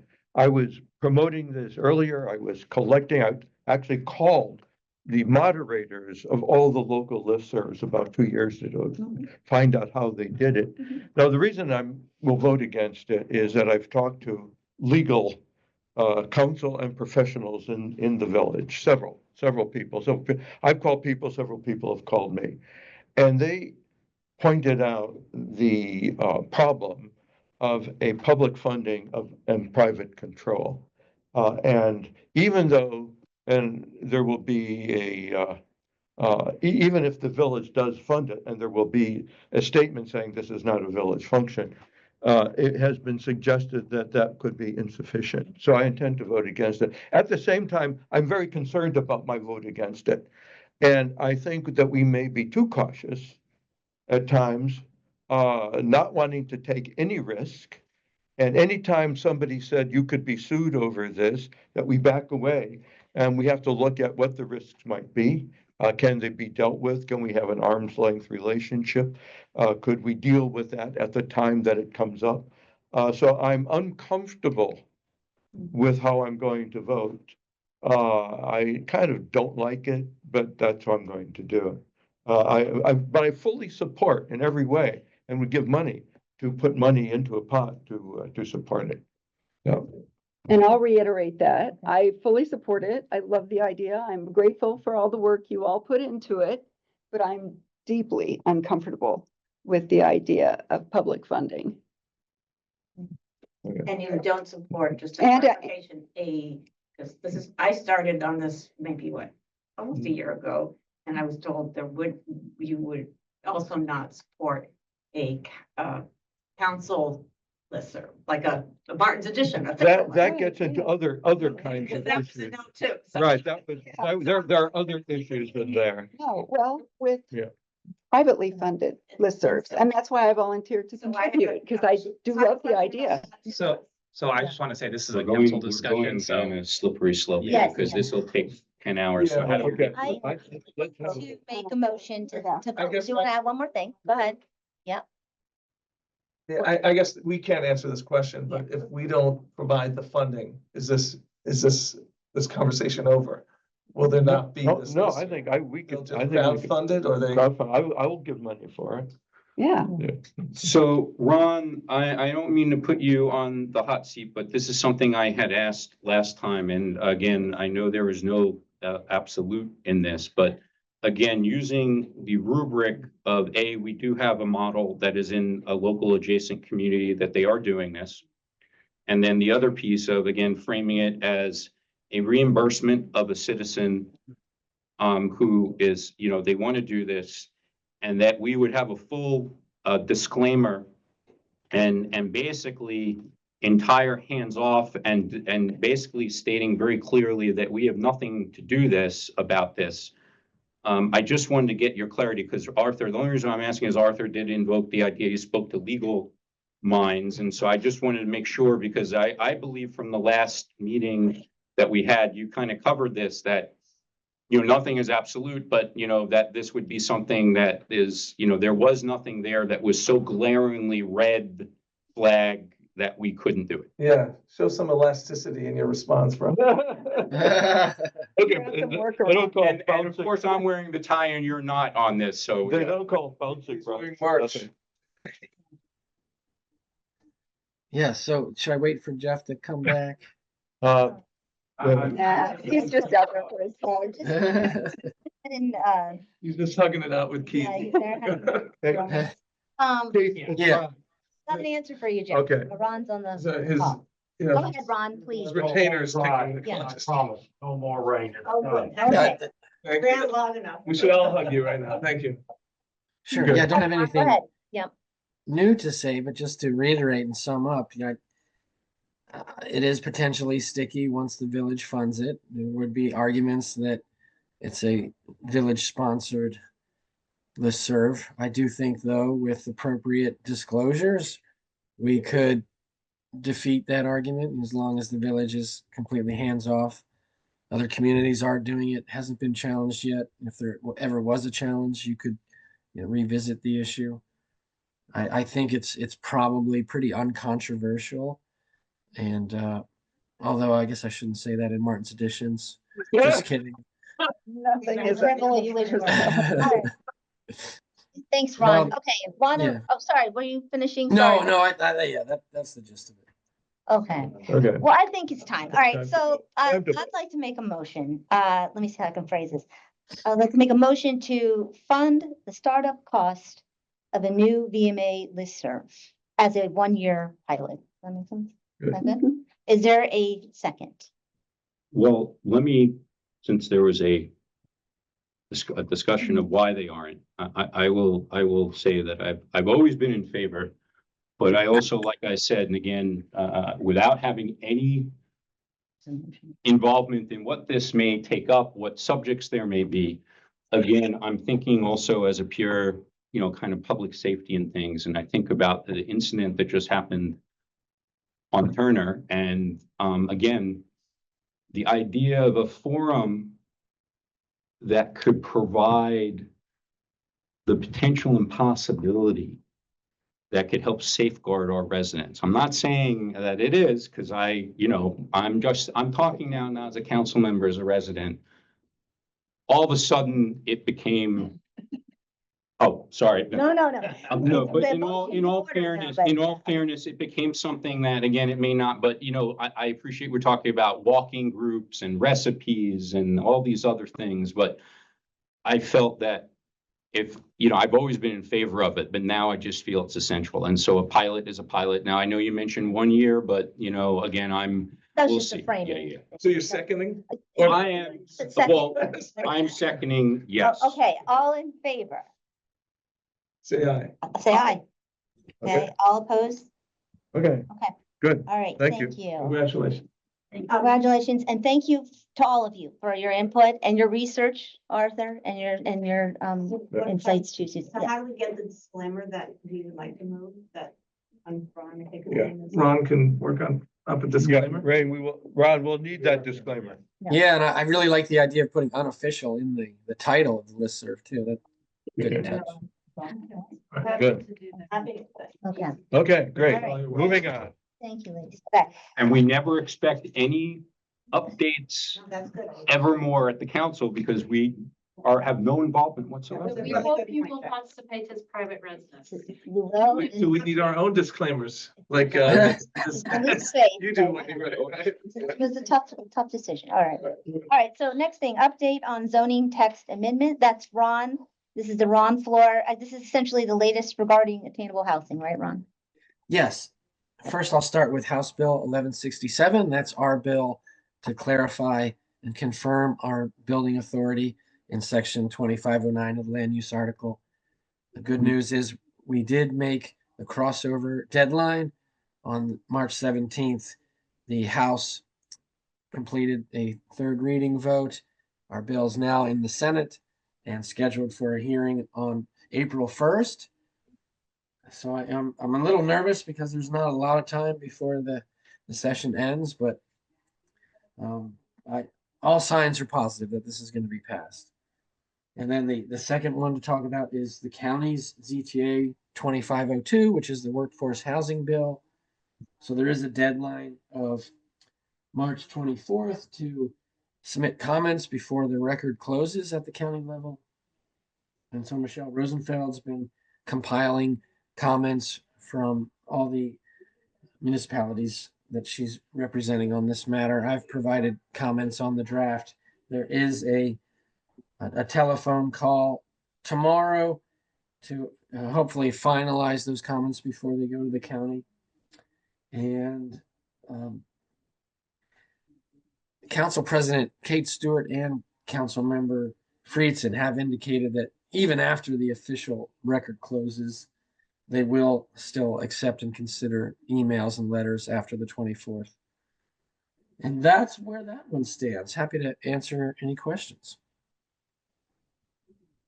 Okay, thank you. Ron, if there is an update that I can put on the website, I have information on the website about this, but if there's a, written summary or the latest status report that you could write up real quick or just share with me if someone else already has, that would be helpful. Yeah, I can do that. And Ron, I had a question or clarification. So most of the municipalities that are providing testimony, those are the ones that are on the Grove corridor. Correct. Correct, Yeah. yeah. Yeah. Which we are not on a Grove. So yeah, I mean, yeah.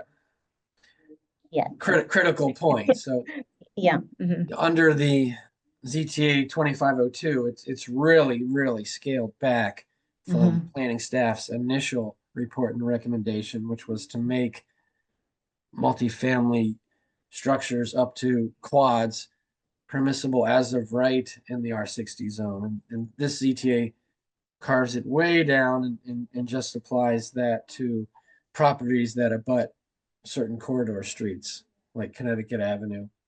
And so Martin's Additions does not have any of those on its border. So it doesn't impact you, and that's why you've not actively engaged in the the compiling of these comments for the 24th. We are still paying for the attorney, though. I Right. want to mention Yeah. Michelle is still, Yeah. you know, we're participating, and we have been, Katie and I have both been attending their like group meetings with the other municipalities. Ron, just a question on time running out on the House bill in the Yeah. Senate. Given the change in the county bill or the county proposal, whatever, however you would word that, Yeah, we're obviously less at risk, but it still would give us a level of security getting this bill over the finish line, the goal line in Annapolis, to protect us in case the county Yeah. decides, oh, wait a minute, our next proposal is going to be as extreme or more than the previous one, correct? yes, yeah, the bill confirms, as the Attorney General's office opined, that our authority extends to structures other than single family. So Yeah. ZTA 2502 would authorize the multi-unit families along the corridors. And so, you know, for those that are impacted by that bill, our bill does clarify that. And like you said, you know, if the county does another zoning text amendment, you know, down the line, then that does impact Martin's additions, then we would have that clarity. Okay. And I'm sorry, maybe I missed this, but are there folks beyond legal counsel helping us lobby on behalf of that to get that over the goal line there, finish line in Annapolis? Or are we just letting the delegates and members of the Senate do that work for us? Because that's how we- Delegate Solomon, the lead sponsor of the bill, is basically our advocate. We've not retained a lobbyist, okay. but you know, haven't needed one, and so is Jeff? I think we've passed the biggest hurdles. Right. Okay. And Jeff Should be downhill from there. and Senator Walt Stryker's helping as well on this. Well, that's the next step. I do have a question for Delegate Solomon as to whether he wants us to help engage at the Senate level. So our bill has been submitted to committee, and the good news for us is the chair of the committee is Senator Feldman, and the vice chair is Senator Kagan, both of Montgomery County. So I think the next step is going to be for us to reach out to them. But yeah, definitely Walt Stryker as well. Okay. All right. Because we all, I mean, obviously know him well. He can help maybe Yeah. get votes, Yep. whip some votes for us. Okay. Thank you. I just had a relatively quick, and Ron, I respect if you say that, you know, we could always take it in another, you know, but real quickly, your temperature, for those who are affected and giving testimony, is there a general kind of soundbite of, is there the opposition for those who are affected as strong, you know, strongly against, or is this, you know, I'm just trying to get a sense of what our neighbors, how they feel about this still. Yeah. I mean, it's a mixed bag. There are a whole host of opinions, but you know, if I were to hazard a consensus, I would say most folks are very happy with what Councilmember Friedson has proposed compared to Park and Planning's initial staff report. I mean, there are things in this bill which actually would, you know, aim to make the housing affordable. So the units that would be permissible would have to be income restricted based on workforce requirements, which I believe is 125% of median income. That would be deed restricted for 20 years. We have suggested that 20-year window be expanded to 40 years to track the governor's Housing Expansion and Affordability Act, and that the covenant for affordability not be eliminated by foreclosure, which is currently provided, and some other edits. You know, so basically, the comments that are going to be submitted on the 24th are unlikely to say, you know, we hate this. They're more likely to say, here are some suggestions to make it better. Right, that's incredibly helpful. Thanks, Ron. Yeah. So I don't know, I could give you more detail. You probably don't need it, but I'll just go real quick. And another important edit we're seeking is to confirm that only lots currently abutting the corridors are eligible, and that a developer couldn't chain lots together, you know, buy interior lots and then remove property lines in order to create larger parcels. We understand Councilmember Friedson, that was his intent. We're gonna have the language clarified there, hopefully. I guess I'm so sorry. Again, another quick pulse, and I promise this is it. I'll cut myself off after this.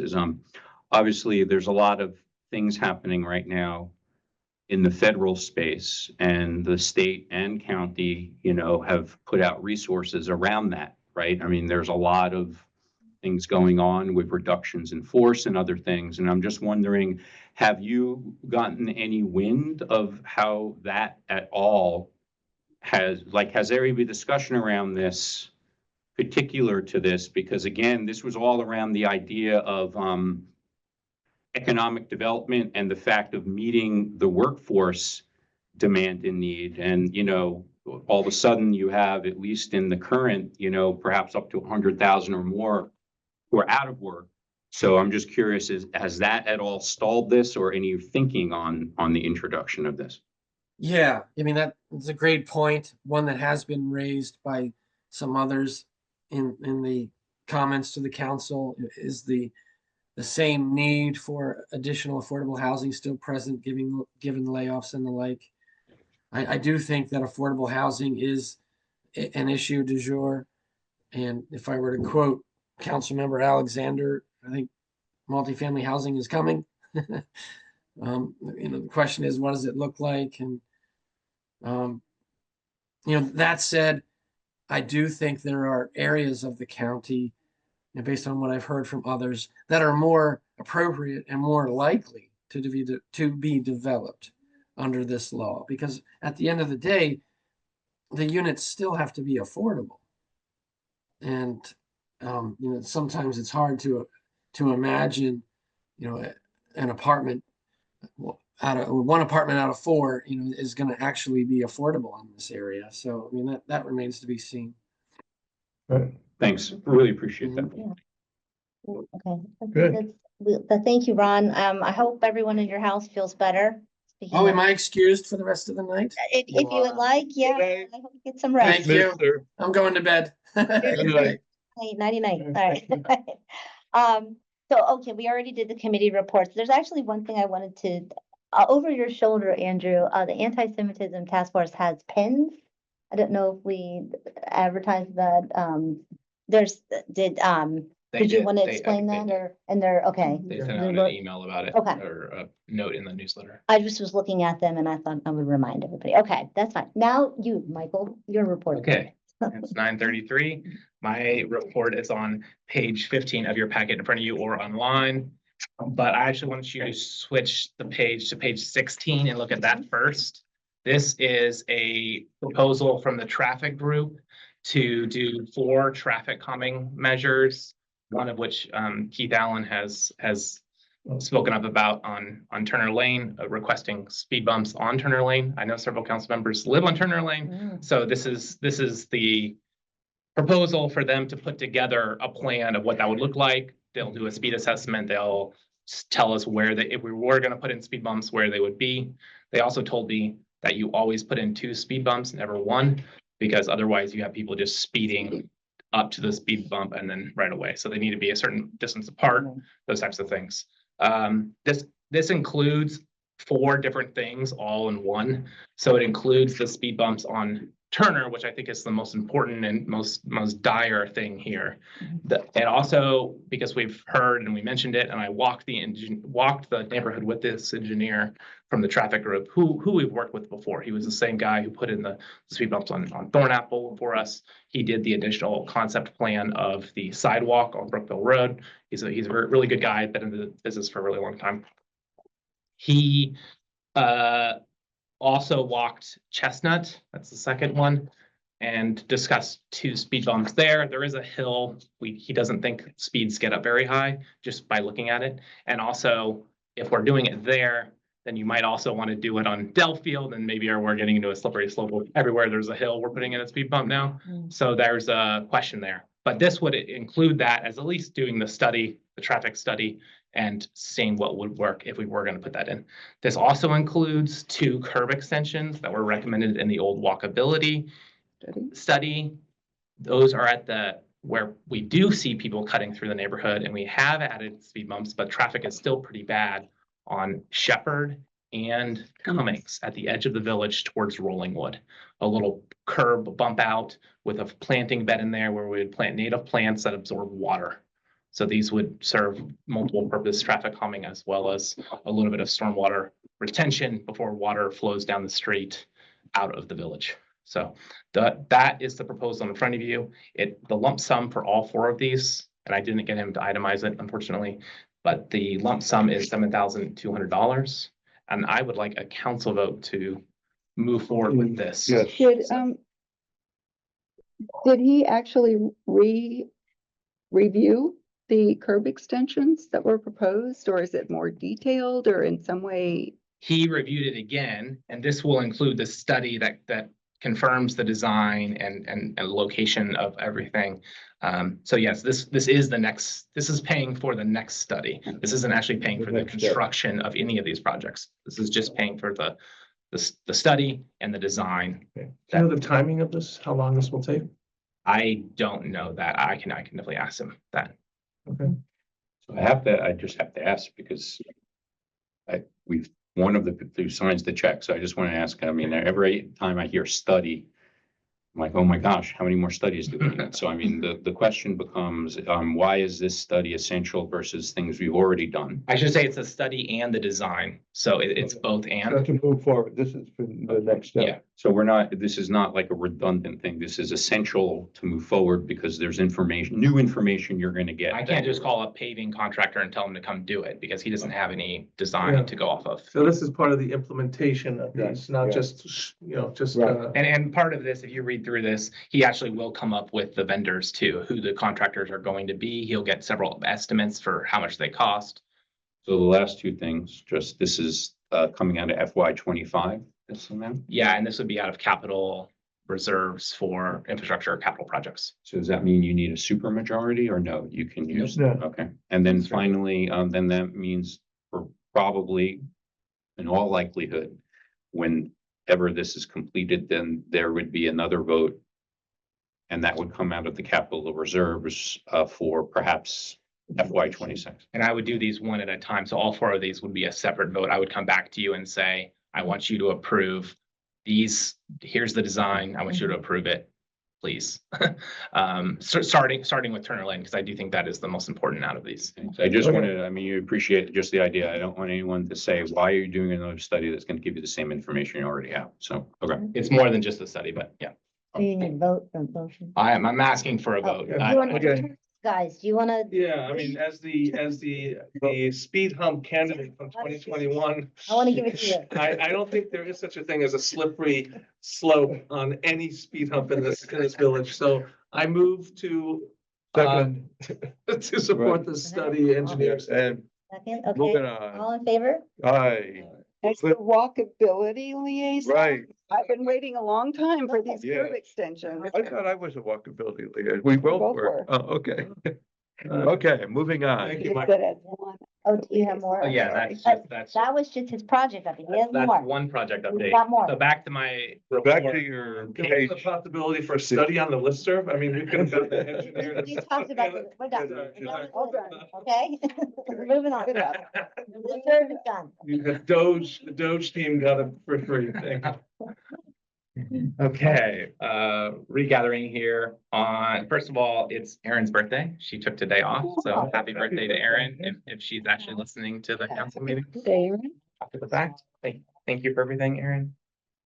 I have another thing that's not on here as well, and that is that I have the ability to mass text everyone in the village now. And I've been setting this up Very for months. A lot of responsibility. And I have some questions, maybe we can take this offline about how to go about doing that. We don't know everyone's phone number, of whether it's a landline or a Right. cell phone number. So that's the first thing. We can actually just It'll just text come bounce back everybody to you. and then it'll tell us which ones Yeah. are landlines and which ones aren't. That's the first hurdle. The second hurdle is what type of things, what raises to the level that we want to text people. What type of alerts would trigger that? type of- Tornadoes, certainly. Yes. What happened on Turner Lane? Once I launch it, we would get. Once we launched it, we have the ability to add in weather alerts, and we can pick which type of weather alerts. So if there's a hurricane that's hitting this area, it would send a text alert. And this new mass notification system also sends out, we can also send out emails. We can send out voice calls, an automated voice call. There's an active shooter, those types of things. And this is used all over the world, this service. It's called Regroup. And it was recommended to me from the village of Friendship Heights, the manager over there, who I know. Julian, yeah. So this is something we're almost ready to launch. I have uploaded the list of residents and everyone's cell phone number, and I'm ready to text people. But I probably need some help wording that first text message, explaining what this is. This is a test. This is only a test. Right, exactly. So anyways, I want to let you all know that, and maybe we should take it offline or have a huddle up to talk about this specifically. Please, yeah. Just resident comment if it's appropriate. Would you want to finish your report and then resident comments are next? Oh, on this subject? Okay. Suggestion, like, I think a lot of people have provided their information with the directory, but if you were to reach out to them and say, I want your cell phone for this specific purpose, they would provide it to you. Absolutely. Before Yeah. you send that message. Absolutely. Yep. And we're also, this is another reason why we need to keep our directory up to date. With the one part that I've been having a hard time with this new system, it's not the most intuitive. It's not going to completely replace Constant Contact. We're not going to be able to send a newsletter on there, for example, let alone design the newsletter on there. And not that you want to receive the newsletter via text message anyways, but I was hoping to get the resident list that I have to upload automatically. So every time I make a change, it automatically uploads, and I'm this close to getting that. So the only thing I would say, and again, I don't want to over bureaucratize, but just from experience of some of these mass emails that have gone out for a variety of cohorts, I do think if not already, you may want to just have a quick chat with Ron, just in terms of any thoughts there around privacy concerns or other things. And I would also, frankly, I mean, we don't have a public safety committee, otherwise I'd say toss it to them just so that they're aware. But the one thing I would say is that you should send out a notice on Constant Contact or something that is a public notice. And then if you verify with Ron, because again, I'm not trying to over bureaucratize, but we've gone a long time without this. And I think you only have one time to do it the first time, and you should do it right. And I think this is so local because I think every cell phone receives weather alerts. Yeah, right? Whether I've you got a like it or not, tornado, right? We I've get got a those. So tornado. I don't think that's gonna be your job or this, unless it's like 2 blocks down, Turner is the tornado. Yeah. Which makes that sense, weather right? alert, right? But I think it's such a localized, just for our village, item.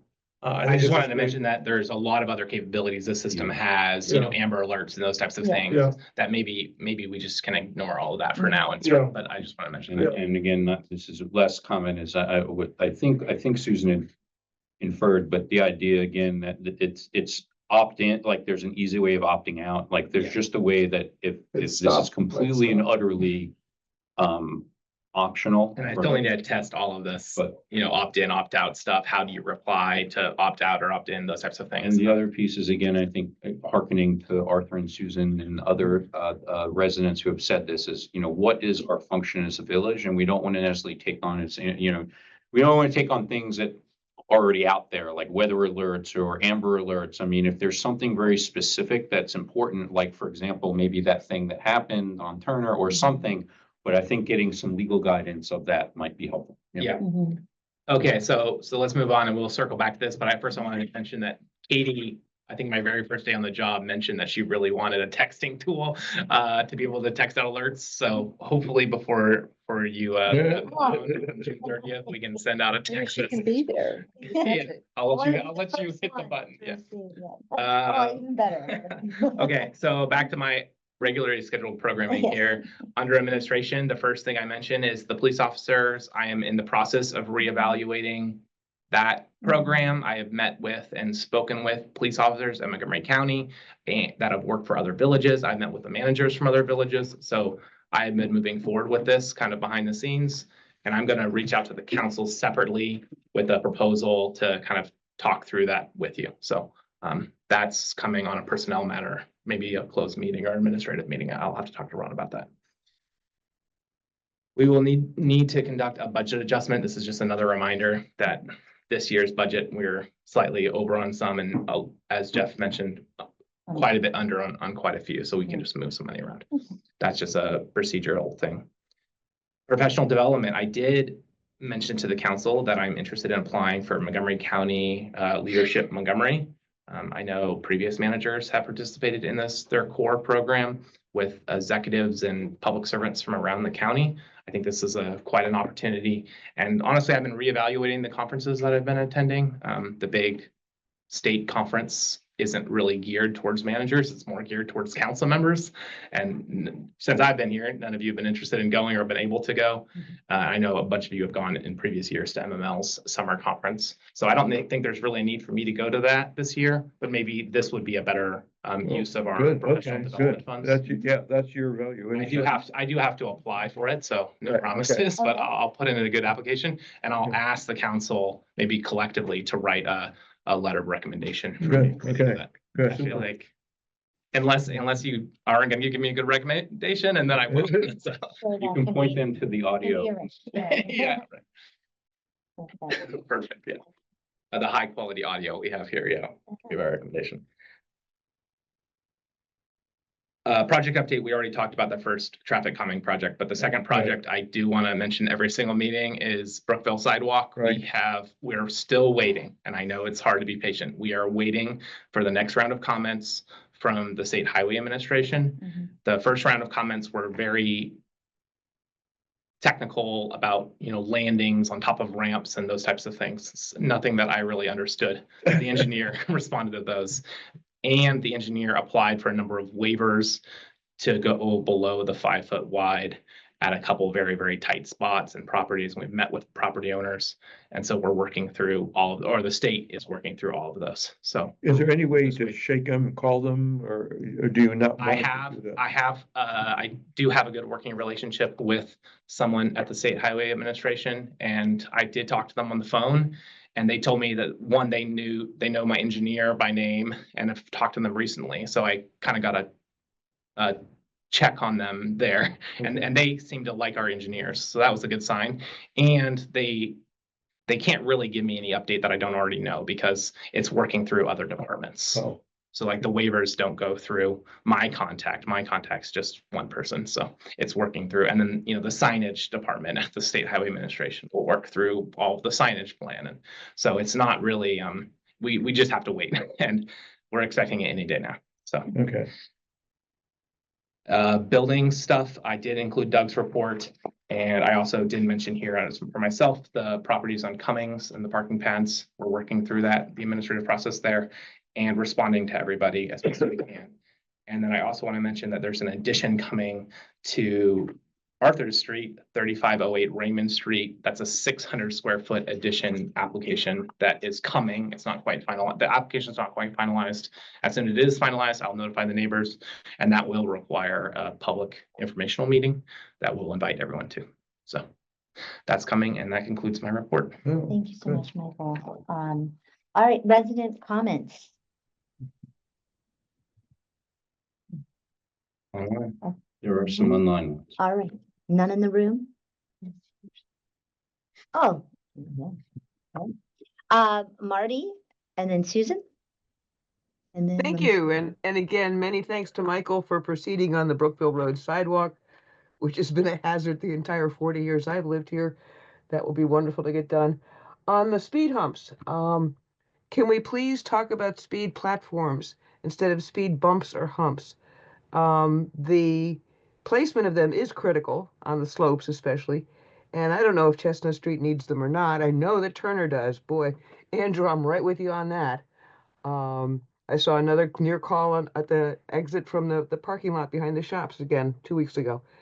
And I'm too old to have heart failure every time I see some kid on a bike or a scooter go out of that lot or come down Turner. Anyway, thank you, Michael, for proceeding on that. Can we please actually specify speed platforms that have the same slowing function but are less jarring for those of us with spinal problems? What do you think? Can we change the wording there? There's specific technical use reasons why you would put in a speed table. Fire departments don't like them is one point. And then the second point is that they're actually much bigger. And normally they're used in cases where you're putting a crosswalk across the top of them and those types of things.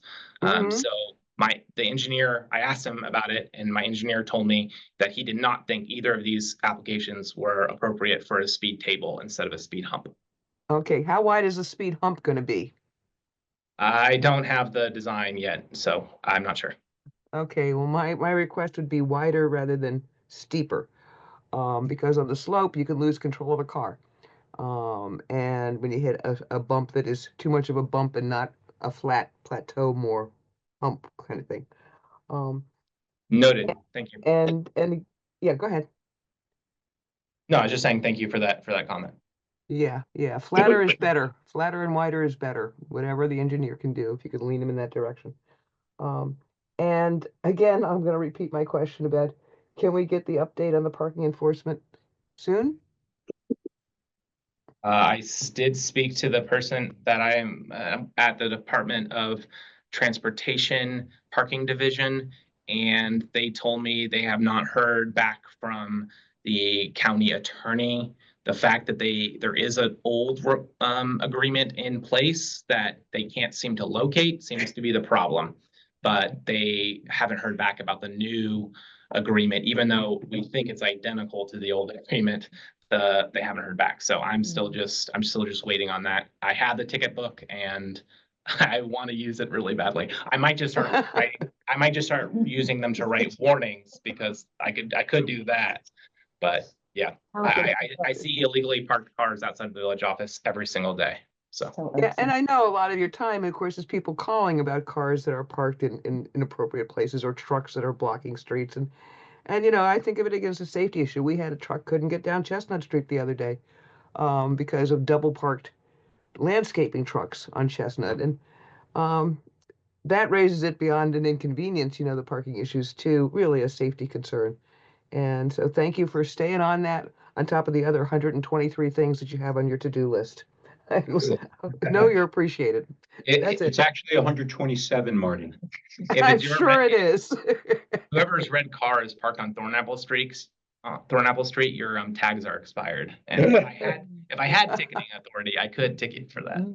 You sure? All right, Susan. Oh, thank you.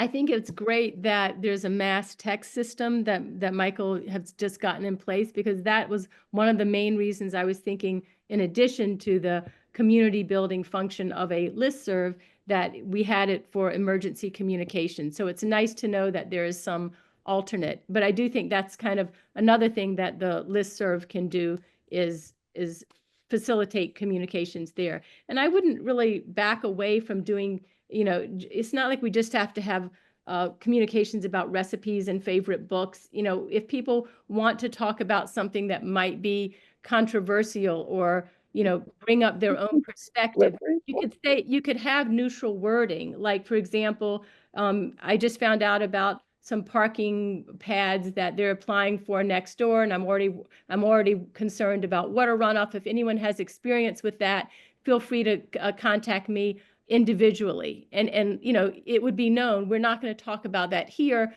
but that's a concern of mine. Or there's a building that's going up next to me. I've never had a house constructed beside mine. I don't know what the deal is with the times of construction. If anyone has experience with that, just contact me individually or offline.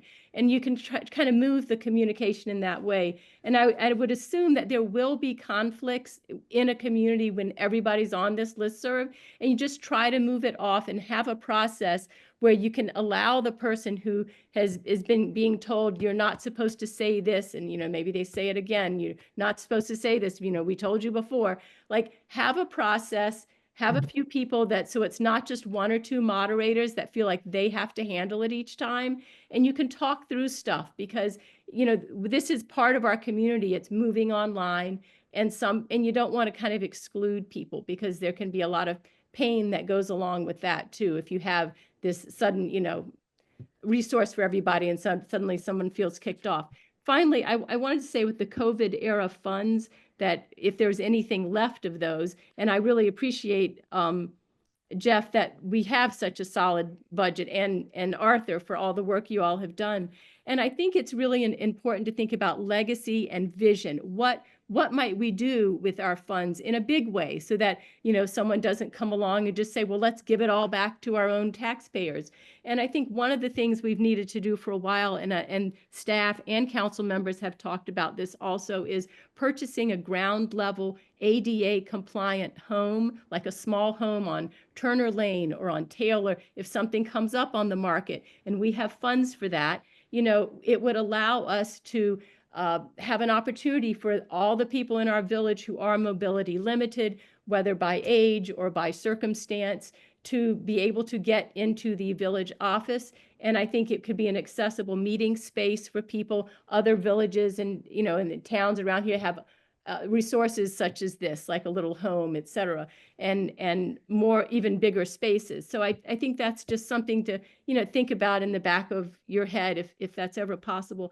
And the other thing is that we've talked about for a long time, walkability in the village and connecting sections. And I know I've raised this before and council members have been supportive and staff. And someone said, well, why don't I investigate it? Like, Susan, why don't you investigate it? Well, I'm not just the one to do it, but if there was a way to purchase the right of way or easements or whatever you call them, shortcuts to get from Taylor to Turner or Quincy to Bradley or Raymond to Cummings, this would make our entire village connected in a pedestrian way that avoids having to go on Brookville. It could be really wonderful for children, for older people, just for basic walkability and safety sometimes, because I think we all know it's not always so safe walking along Brookville, and also the air pollution, everything. So anyway, I just thought, I know it's a long-term thing, but if there was a way to kind of think about that, that it would be a wonderful legacy for us to leave the next generations in our village. Thanks. All right, thank you, Yeah, Susan. good idea. Yeah, Always excellent. liked that idea. Yes, Yeah. excellent idea. Any other resident comments? I don't see any online. No, right. Thank you for staying with us. Council comments, any concluding remarks from my colleagues? Actually, I've always liked that idea of Susan's of paths and I've looked at some of the properties where there used to be paths to see if there are easements on them. There aren't. These are just where kids have pushed through the bushes and carved their own paths, apparently. There isn't. But if anyone knows of any easements that are already in place, Is there it one would be in someplace. Paul Place? I think there's not, An official. No. not an official one, I thought. No. Oh, no, but I mean, that's where And there's next door. discussion Yes. about Yeah. Or next. door Fine. to There's still a gate between the two properties, but it's still private property. Yeah.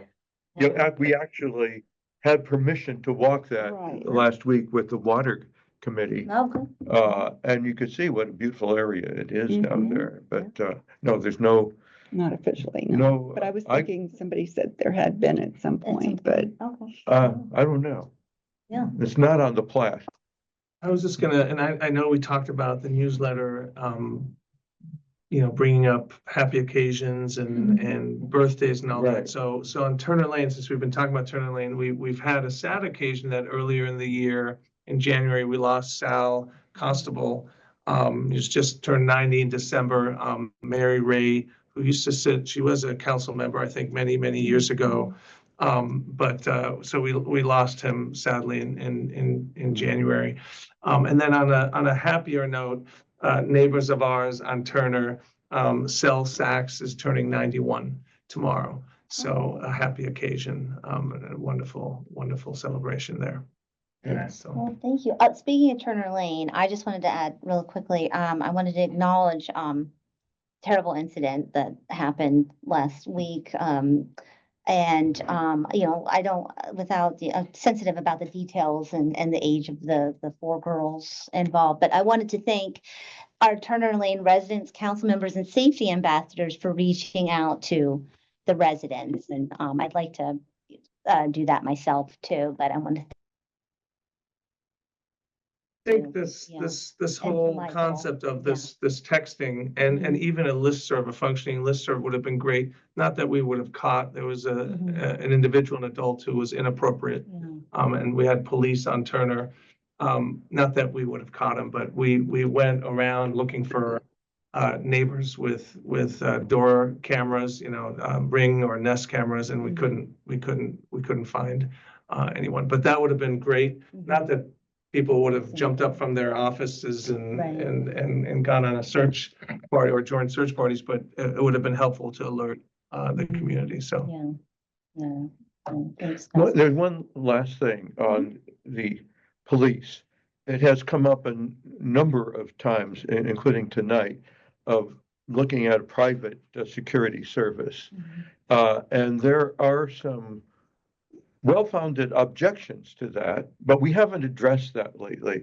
Legit, our insurance has raised issues, and there have been other issues raised. So I think we might do a little research into it to have a reasoned response for why that tends not to be a good idea. Julian Mansfield might be able to give you some insight since they did use Securitas, I think, in Friendship Heights. We did that. I think so. Sorry, may I? Yeah. Jump in with the last, Sure. comment? Any other council comments? I was gonna say something, but I'm happy to defer to Doug if you'd like to go. We'll circle I'll back. make it and mine. I I'll do be see quick. that Marty has the hand up, so I might have jumped. So again, just thank you again for everything and listening before. I just wanted to pick up on the comment that Jeff made earlier about how things take time and there are gaps in the code. And sometimes you have to wait for the code to catch up. I just want to stress, I understand it, but I just also want to underscore that in the last vote on this property, the planter boxes, this council acted without waiting for the code to catch up.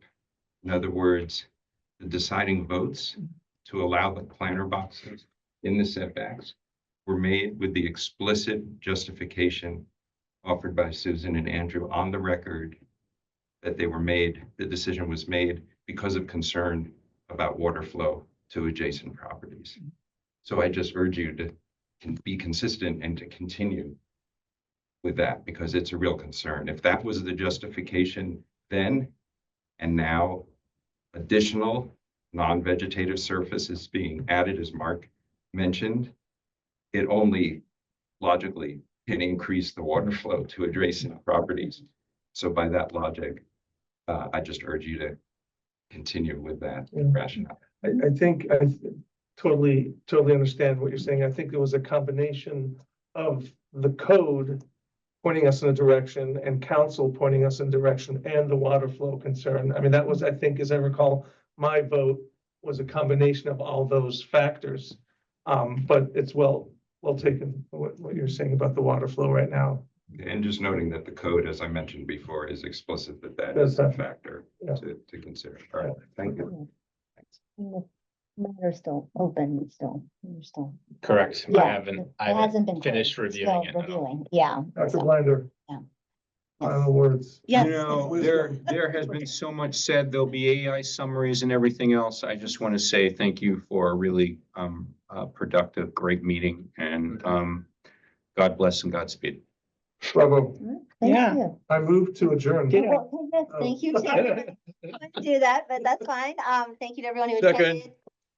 Motion to adjourn, Let's do second, second. all in Oh, favor? wait, I don't mean to. Oh. But Aye, say aye. Aye. Aye. Say aye.